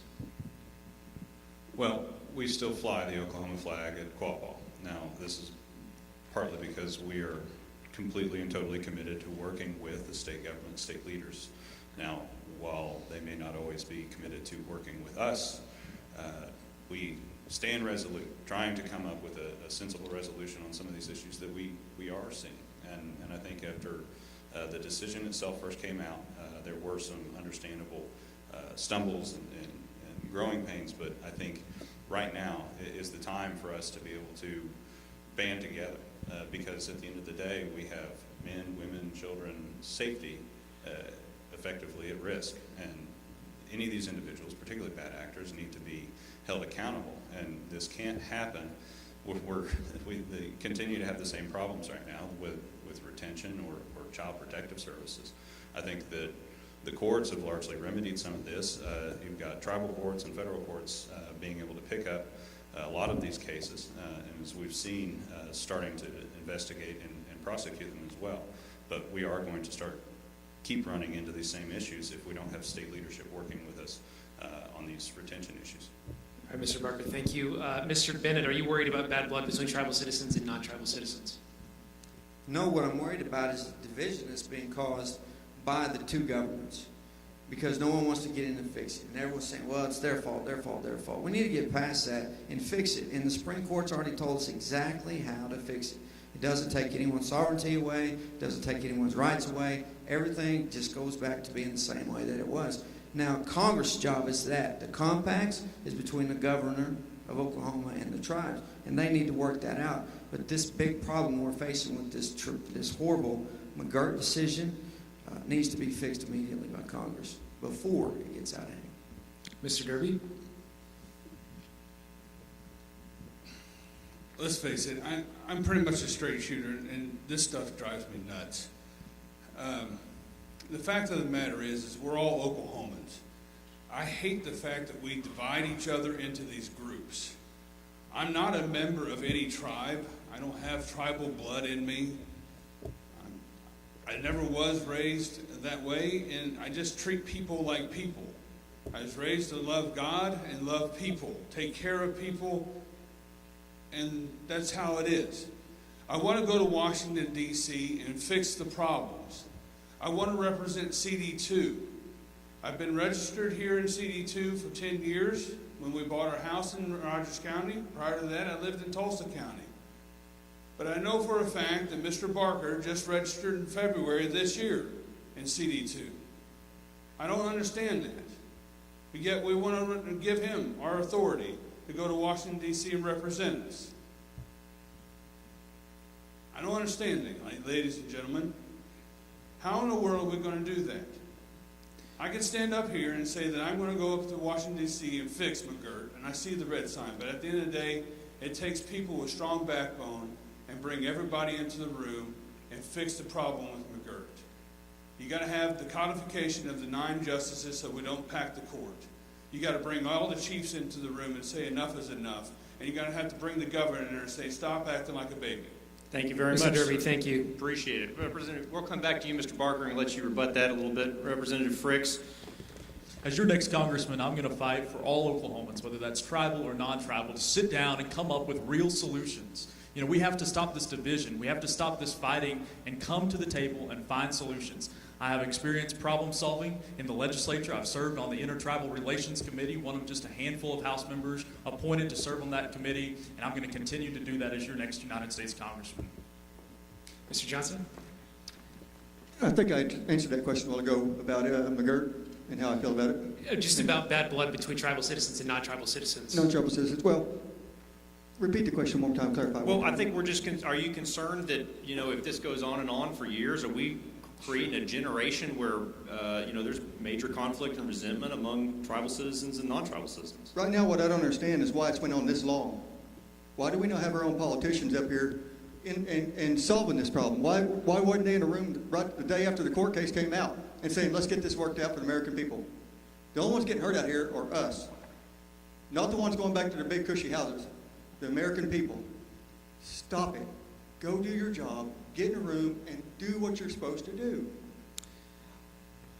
And Mr. Snowfire, if you want to expand on the Cherokee Nation flag controversy, you could do that, or the bad blood between tribal citizens. Yeah, if you look at my lapel pin right here, it's the Oklahoma flag and the American flag. My dad, he went over, he was speaking on behalf of me. He's a full-blooded Cherokee man. He went over to the American flag and kissed it. And the reason why is because that gave him the full American rights of freedom. Right now, the reservations that go on up in the Lakota and the Navajo Indian reservations, they have limited American rights. And if you go there, you can see that those reservations don't work out. That's the reason why my dad is so proud to be an Oklahoman. It's the reason why I'm so proud to be an Oklahoman. But now we have the issue of the McGirt decision and making sure that we protect this tribal sovereignty while holding them accountable while we go through this negotiation process. And you have to have an experienced leader who knows the ins and outs of tribal sovereignty, state sovereignty, and the federal government. And that's the reason why I'm running for office. Thank you. Mr. Quinn, 60 seconds to you.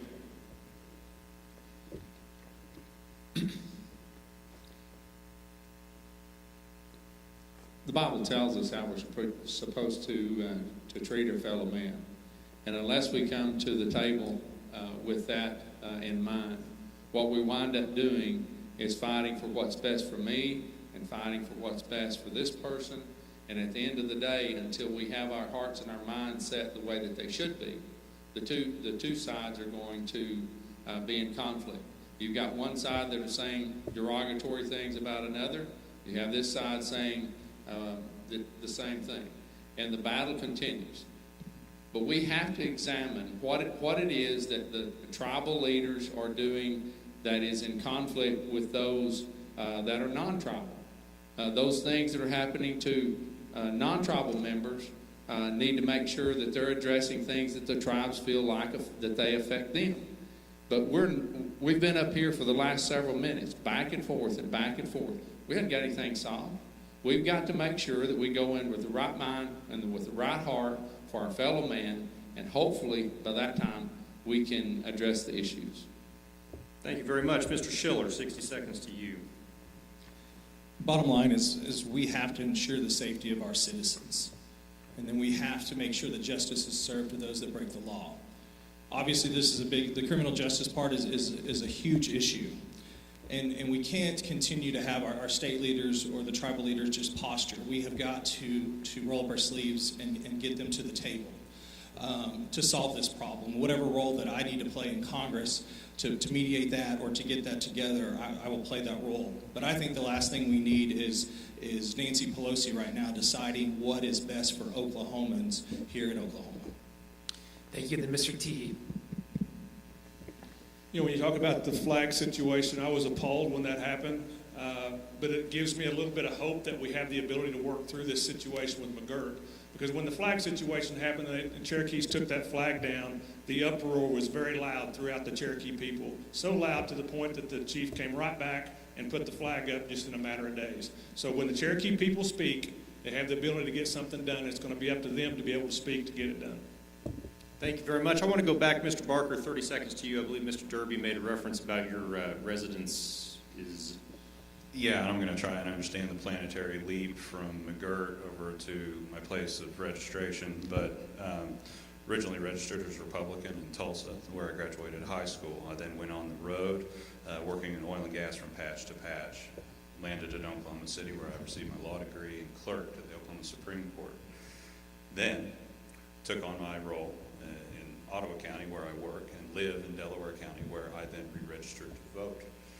So, family is originally from Miami. We've lived there since 1830, 8th generation resident of the 2nd District. So, what that has to do with who's best qualified to handle McGirt, I have no idea, but it's the most complex legal issue that has maybe faced Oklahoma since statehood, and I'm the only one with a law degree standing on the stage. Thank you very much. Mr. Cooper, you have the next question. I believe it's a hand raise. Yeah, so it'll be a hand raise question. And if you agree with it, raise your hand. If not, Mr. Derby, 15 seconds. You want to read that piece of paper? Thanks, Trace, because I have it here from the election. It says new registrant, 2/28/2022, and no former information. Great. Mr. Barker, 10 seconds to you. I don't understand what you're saying. Yes, I just stood up here and verified that I changed my voter registration to the new location where I live now. I moved there in 2020. But there's no previous, which would be right here. Yes, this might be something that you don't know, or maybe the rest of this room doesn't understand, is that whenever the election board recertifies you in a different district, they eliminate your previous voter history. They wipe it from the system. So thank you. No, not true. Okay, well, our fact checkers will dive into that. We'll get to the bottom of there's got to be a joke to be made, but we're going to move on. We're going to do the hand raise question. This is sticks with the tribes. It's the last question involving the tribes. So yesterday was Juneteenth. That's a holiday that functionally recognizes the end of slavery in America. The 5 tribes here in Oklahoma all historically owned African slaves, and the descendants of those people are known as freedmen. Each of the tribes has a different relationship with its freedmen. The Cherokee Nation granted its freedmen full citizenship after losing a court case, but the Seminole, Chickasaw, Choctaw, and Muskogee Nations do not grant their freedmen full citizenship and rights. So the question is this: raise your hand if you believe Congress should require those tribes to admit freedmen as full citizens. And none of them. Nobody. Okay, we're going to keep rolling on down the road. I believe somebody. I'm sorry, you've got a microphone. Yeah, whenever the Cherokee Nation admitted them in there, they violated their constitution. So they violated their own citizens' rights. That's what they did there. And so whether the tribe wanted to accept them into their citizenship or not, it's self-determination, and the members have to speak up. And so the tribal government, the tribal chief specifically, worked with the Supreme Court and undermined the rights of the people and invalidated their constitutional rights, and then sent it to D.C., where Deb Haaland illegally signed an unratified constitution. So she'd be in violation herself. Thank you very much. Okay. That's the end of round 2. Thank you very much. Round of applause for these candidates. Doing great. We're 2 minutes behind now. Wow, I don't know how we got 2 minutes behind. Okay, our third and final round is called the hot seat. Turn on the heat warming lamps underneath their chairs, please. Okay. Mr. Cooper, we're going to talk to politics at this race. Yeah, so first off, we're going to do a hand raise. This is an easy one, though, I promise. If you make the GOP runoff for the general election, will you pledge to debate again in the runoff in the general election? They all agree. We got everybody on there. That sounds great. Okay, thank you. Debates matter. We'll take note of that. In this round, each candidate will get one question asked to them, and only that candidate will have 90 seconds to answer. Jonathan, you've got the first question, and in a turn of events that's opposite of what I just said, it's going to go to both Mr. Schiller and Mr. Derby. Yes, so this is for both Mr. Derby and Mr. Schiller. We'd like you to both answer the same question. Mr. Derby, you will go first. You seem both pretty well connected in the pharmacist community. There's always big money drama in the pharmaceutical industry. How can Oklahomans trust that you won't be an easy target for influence from Big Pharma in Washington? And are there any policy matters you would abstain from voting on? Mr. Derby, you're first. And you've got 90 seconds on these questions, gentlemen. That's 45 times 2. Fantastic. It's 18 times 5. It's good. I couldn't have done it. Pharmacy joke. That's easy. This campaign, I don't have any PAC money. I don't have any Big Pharma money. Didn't accept any money. As a matter of fact, I couldn't even get independent pharmacists to join me on this particular endeavor because of the fact that Mr. Schiller entered the race before I did. Even though I actually helped the independent pharmacists out here within the state of Oklahoma by reducing the prescription drug costs with House Bill 2100 back in 2014. Took on insurance companies and told them that the pharmacy benefit managers were going to be regulated by the Insurance Commission here within the state of Oklahoma. We actually took them to the Supreme Court. That ruling was upheld, and we were the very first or very few states in the state of the United States to actually regulate a nameless entity and drive our prescription drug costs here within the state of Oklahoma. That laid the foundation for more pieces of legislation here within the state of Oklahoma, and that's the type of leadership you're going to have from me in the United States Congress to drive your prescription drug costs down and to take on the PBMs and the DIR fees so that your prescription drug costs are lower and you see more money in your pocket, and we can kick Nancy Pelosi and Joe Biden in the teeth. All right, Mr. Derby, thank you. Mr. Schiller, same question for you. How can voters trust you will not be an easy target for Big Pharma lobbyists? Are there any policy matters you would abstain from voting on? Thank you so much for that question. As a pharmacist and a pharmacy owner, I have seen what Big Pharma and what Big Insurance has done to our healthcare system. There are two groups that I will not take any money from, Big Pharma and Big Insurance, because I've seen what they've done. I sit across from the counter to patients, and I can't explain to them why their copayment's gone from $25 to $150. I can't explain to them why a vial of insulin, when I got out of pharmacy school, that was $45. The same exact ingredients, the same exact makeup is now $350. That's wrong. We as Americans are subsidizing the rest of the world when it comes to drug costs. You can buy the same thing for $25 in Canada. We wonder what's wrong with our healthcare system and the influence that those industries have in Washington. I will not be bought by special interest groups, by Big Pharma, or by Big Insurance. They are one of the major reasons I want to go to Congress to fix our healthcare system so I can protect your right to good quality healthcare and to choose where to get that healthcare. In every city, not just in the big metro areas, because healthcare in the big metro areas seems to be taken care of, but in the rural Oklahoma. What we struggle with in rural Oklahoma is good access to healthcare and getting to that healthcare and getting them to choose that. So thank you for the question. Thank you. Trace? Mr. Bennett, I've got the next question for you. As chairman of the Republican Party, you faced criticism for divisive and what some people might say xenophobic statements you previously made about Muslim Americans. You compared private businesses who have vaccine mandates to something related to the Holocaust, and you criticized Senator James Lankford and U.S. Senator Jim Inhofe for voting to certify the 2020 election results. What do you say to voters who might look at all your comments and wonder if they want someone a little less controversial and more statesmanlike representing them in Congress? Well, first, it's true. I said all those things. And I also say this, the truth only hurts when it should.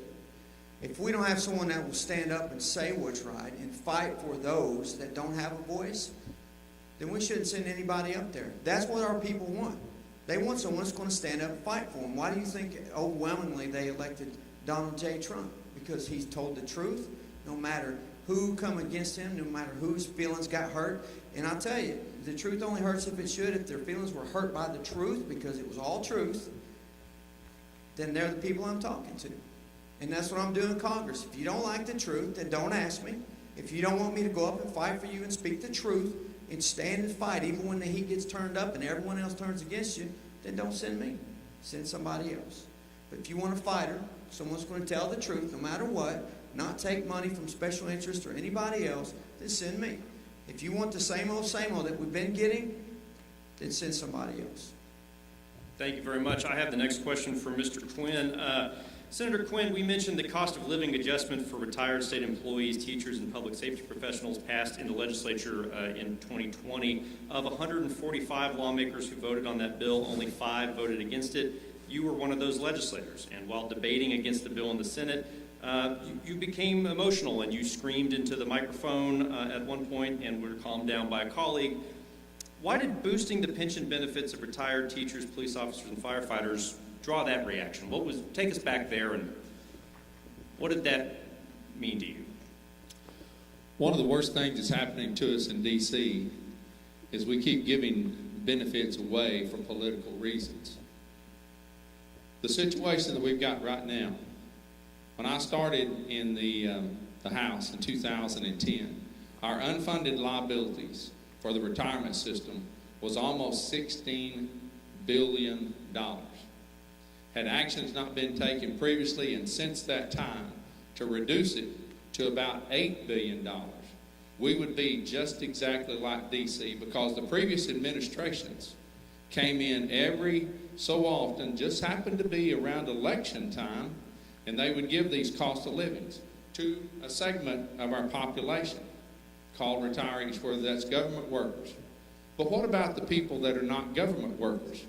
What about those of you in the audience that worked your entire life for 30 years or 40 years and you retired on $2,000 a month and you live 5 years or 10 years or 20 years and never get a cost of living adjustment, but you pay for it? We went back to the same democratic options of pleasing people for political reasons. We used the same tactics. We went back into the system, the very system that we're trying to make whole We went back into the system and took out over $800 million. It is this kind of reaction that I will fight against. I fought against it then because I've seen it for 12 years. I made tough decisions that day. I'll make tough decisions today, and I'll make tough decisions tomorrow. Thank you. Thank you very much, Senator. Jonathan. All right, this is from Mr. Teehee. I know you've been outspoken in your support for the Second Amendment, but as a law enforcement officer, you see what happens when gang members and other criminals have easy access to weapons. Just recently, 2 men from Muskogee carried out separate mass shooting events. The U.S. Senate is working on a bipartisan agreement on gun laws that would put more scrutiny on gun buyers under the age of 21. That would put more scrutiny on gun buyers. It would fund mental health and school security programs, and it would support red flag laws where judges can temporarily remove firearms from people deemed a threat to themselves or others. Our question is this: do you believe actions like these are valuable for public safety, or do you oppose any effort to change current gun laws? Good. Okay. I think it's a fine line between how you do safety. Obviously, there's got to be some things that's fixed. Red flag laws, they're a touchy subject. I mean, not being in there on the tables to know how they're talked about or what the specifics are, we can't take people's rights away from them. I think the focus on that should be with mental health. I've been on the board for 15 years at Green Country Behavioral Health, and I see how that affects even my dad when he come back from Vietnam, turning to alcohol. So I see how those different things affect ability for people to act on a day-to-day basis. So I think the focus with regards to this should be on mental health, not on taking gun rights away. Thank you. Trace? Thank you. Mr. Fricks, I have the next question for you. Representative Fricks, you were one of the youngest members in the legislature when you were elected to the House in 2016. I guess that from time to time, maybe you still get carded at the liquor store. You're now 28 years old and running for Congress, the youngest person in this race. I was 28 and ambitious once myself, but I also learned a lot when I reached my 30s. How do you convince voters that you have the experience, maturity, and wisdom to serve them in Congress? Well, I think as we look at everything that's happening in D.C. right now, we need somebody that has the energy and that's ready to fight for our country. I'm young, I'm fearless, I'm ready to fight for us. But I also come with a lot of experience, too. For the last 6 years, I've served in the Oklahoma legislature where I've led on important conservative issues. I've started my own small business, helped continue a family business in Muskogee. I have that experience, I have that real life experience, and I have the energy, and I'm ready to fight for you in D.C. and fight to take our country back. Thank you. Thank you very much. Mr. Cooper. This is from Mr. Roberts. In 2019, you co-authored Senate Bill 1001, which banned municipalities and counties from enacting rules regulating plastic food and beverage containers, with more and more plastic debris making it into our creeks, rivers, and lakes, littering our communities and our scenic areas. How do you convince voters that you did not prioritize the profits of plastics companies over the environment of eastern Oklahoma? Oh, that's simple. Common sense. At the end of the day, the liberal agenda, and I hate using those buzzwords, but they're trying to get into our system, our local governments there. So the city of Norman is where this piece of legislation come from. They tried to ban plastic bags and was going to charge individuals for other bags for their groceries, which is ridiculous. And trying to force upon the citizens to use whatever Norman wanted to, and there was no reason for that, for over control of government, telling citizens what they can and can't do. So that's why I authored that piece of legislation. I always stand on the side of common sense policies instead of bureaucracy. Thank you. Trace? Yeah, Mr. Snowfire, I have the next question for you. You have an interesting needle to thread politically. We've talked a little bit about it tonight. How do you respond to non-tribal voters who might look at your seat on the Cherokee Tribal Council as a bit of a conflict with your potential congressional service? And how do you respond to tribal voters who worry you would head to Congress, tribal voters who worry you'd head to Congress not necessarily supported by, some of the leaders in your tribe? That's a very interesting question, because it's a very interesting thing to try to defeat. And that's something that I've been doing. If you look at my voting record while serving the Cherokee Nation Council, I've served on there to protect constitutional right to bear arms that they've been violating over there. They've also violated citizens' right to due process, and recently just violated the First Amendment right, freedom of speech. So if you look at my voting record there, I've stood for all the conservative values for my citizens there. Now, as far as getting tribal support, it just goes with that too, standing for their citizenship rights And that's something that is very interesting to talk about whenever you have corrupted tribal leaders over the Cherokee Nation who has bought people off on this stage. They bought them off to try to get advantage on the McGirt decision and further enslave their citizens. We're trying to liberate their citizens. That's ultimately what Congress' responsibility is to give their individual rights and protect them. Right now, their rights are being undermined by the Hoskins administration at Cherokee Nation, and they're going to continue perpetuate that forward by buying off current legislators either at the House and even all the way up to the federal government. So if you vote for me, you're going to make sure that not only are you getting your state citizens' right protected, you're getting your individual American rights protected by being a Native American. So once again, vote for Wes Snowfire, and I'll solve that issue. Thank you. Mr. Cooper. Yeah, this is for Mr. Barker. You are an attorney and a petroleum businessman who has donated a lot of money to your own campaign. You have listed 2 different Monkey Island addresses on your state and federal election registrations, and as best as we can tell from state databases, you have not voted in 6 years. Why should everyday Oklahomans believe you that you can relate to their needs, and is that accurate? Yeah, absolutely. So I'm not sure about the 2 different addresses on there, so it should be the same. But in terms of the voting record itself, which Mr. Derby so eloquently brought up earlier, I think we did have an issue on the last general election that I had. I had just opened a $300 million property in Arkansas a couple weeks prior, and we had an emergency that day that required my presence there on election day so that I could at least handle some of the issues that were presenting our employees at the time. We were running on a skeleton staff. And I'll do anything that I need to do, whether it be clean tables, flip rooms, or wash dishes, so that I can have an employment force that I have over 3,000 employees in 4 different states, so that they can be able to get to the polls.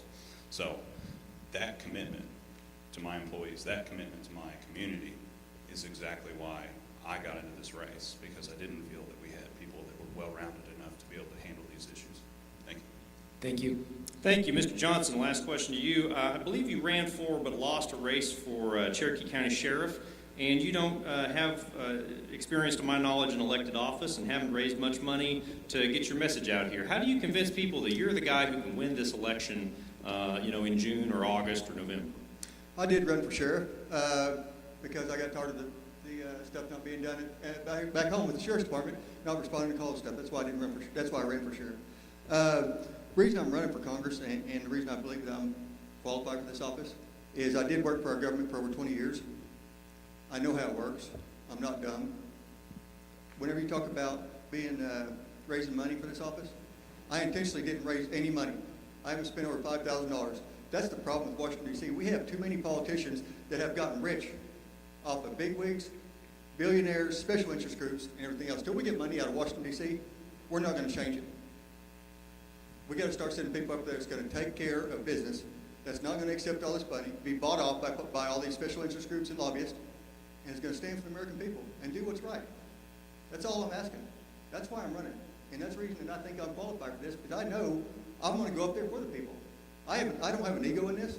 I don't have a personal agenda. I don't have anything in it. I want to go home and stay and live in the woods where I live at right now. But you know what? I'm tired of what they're doing to our country. They brought it to our knees. I'm sick of it. Just like everybody else, time to put a stop to it. And that's why I'm back out here trying to do what I want, what I'm fighting for again, is represent the people. Thank you. Thank you very much. Round of applause. That's the end of round 3. We're going to go to our closing statements. We're going to go the same order we did to start things off. 60 seconds, folks. Representative Avery Fricks, 60 seconds to you, sir. Well, first, let me say thank you all for being here with us tonight. Thank you all for hosting this debate. You know, in my life, a lot of people have counted me out. They said that I was too young for business. They said that I was not the establishment's choice for politics. But, you know, they counted somebody else out, too. And that was President Donald Trump. They said he would never be president. They said he would never build the wall. They said he would never regain energy independence. But he did. Doubt only fueled his determination, and it fuels mine too. Donald Trump was the first president that put America first. And as your congressman, I will always put America first. But even further, I will always put Oklahoma first. I'm young, I'm fearless, and I'm ready to fight for you in D.C. I'm asking for your vote for Avery Fricks on Tuesday, June 28th. You can visit our website at averyfricks.com. Thank you again. God bless you. Mr. Fricks, thank you. Mr. Quinn, 60 seconds. America's in trouble. We have an administration that's trying to destroy the current capitalistic society that we live in. I think there's been questions on this stage tonight that prove to you that not only in the legislative body, but here on this stage tonight, when the questions come, when the votes come, and you have to be honest, you have to be trusted, I can make that tough decision. And you know why? Because I believe in you. Because I believe in America. Because I believe in this great state that we live in. The decisions are tough. The pressures are hard. I'm not going for myself. I'm not going for a career. I'm not going to boost my resume. I'm going to make that difficult decision when it comes election time, because many of the people that are there are wanting to be there because of the prestige, because of the perks. That's not me.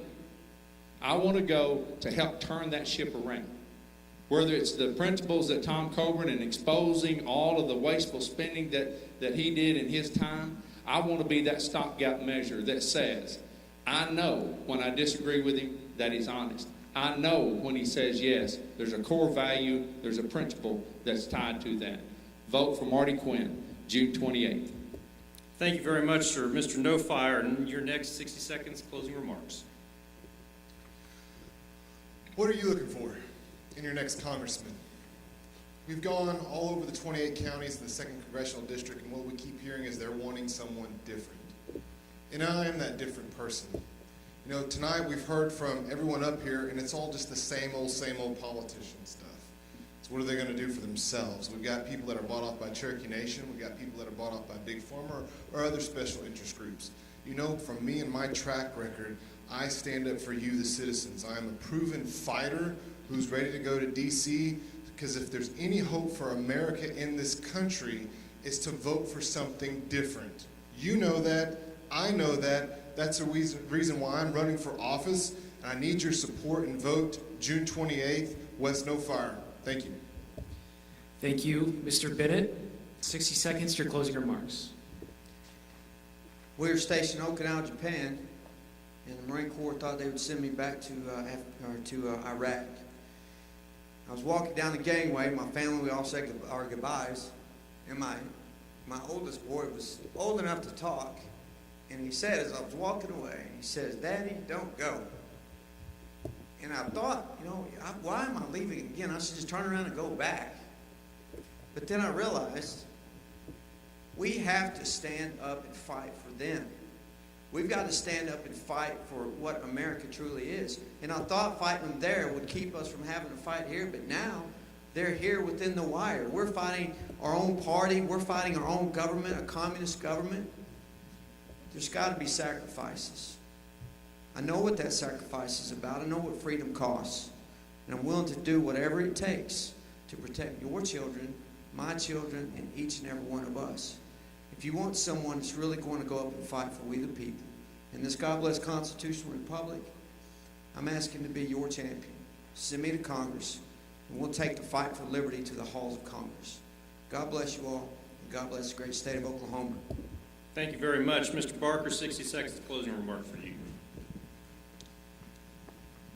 Now we talk about having a good fighter that's going to represent our values, somebody that's going to go up and fight President Biden, fight Nancy Pelosi, fight the woke agenda.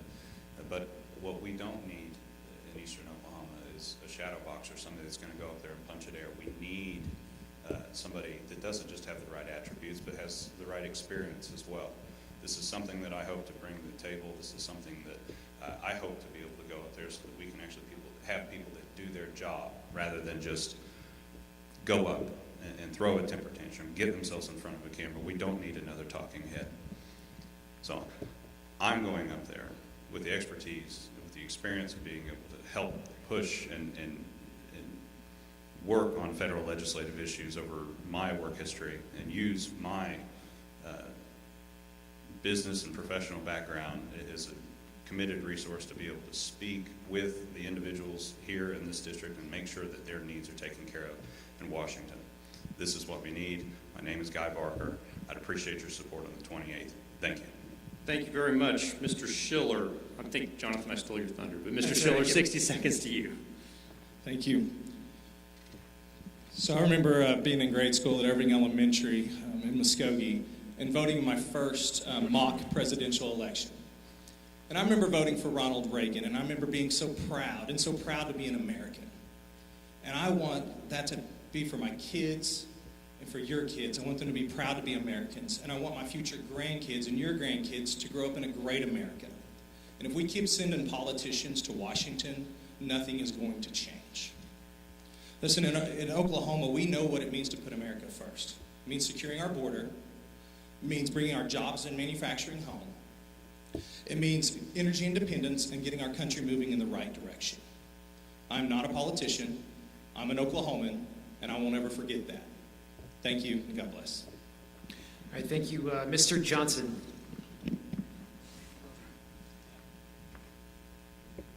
Is it on? Why would I be the best person for the job? You know what? We've been up here for 2 hours. How many arguments have you heard on this stage? We're all like-minded. And we can't even get along for 2 hours. We need to stop fighting. We've got to go do the work the American people want. And we've got to put the time in to do it. This isn't about us.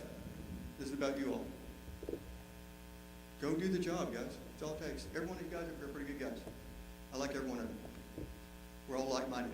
That's what I hope we get to in Washington, D.C. A bunch of like-minded people who can do the job, who will get together and start working with the American people and get our energy costs back down, get our prices back down, start driving it up for the American people, get your budgets back up where you can actually go on vacations, put gas in your car, food on your plate, and clothes on your kids' back. That's what we got to get back to. If you give me the opportunity to be your congressman on June 28th, I know respect is earned and not given, and I'll do everything I can every day to earn your trust and respect. And I'll be standing on the stage every 120 days explaining myself what I'm doing in Washington, D.C. Thank you.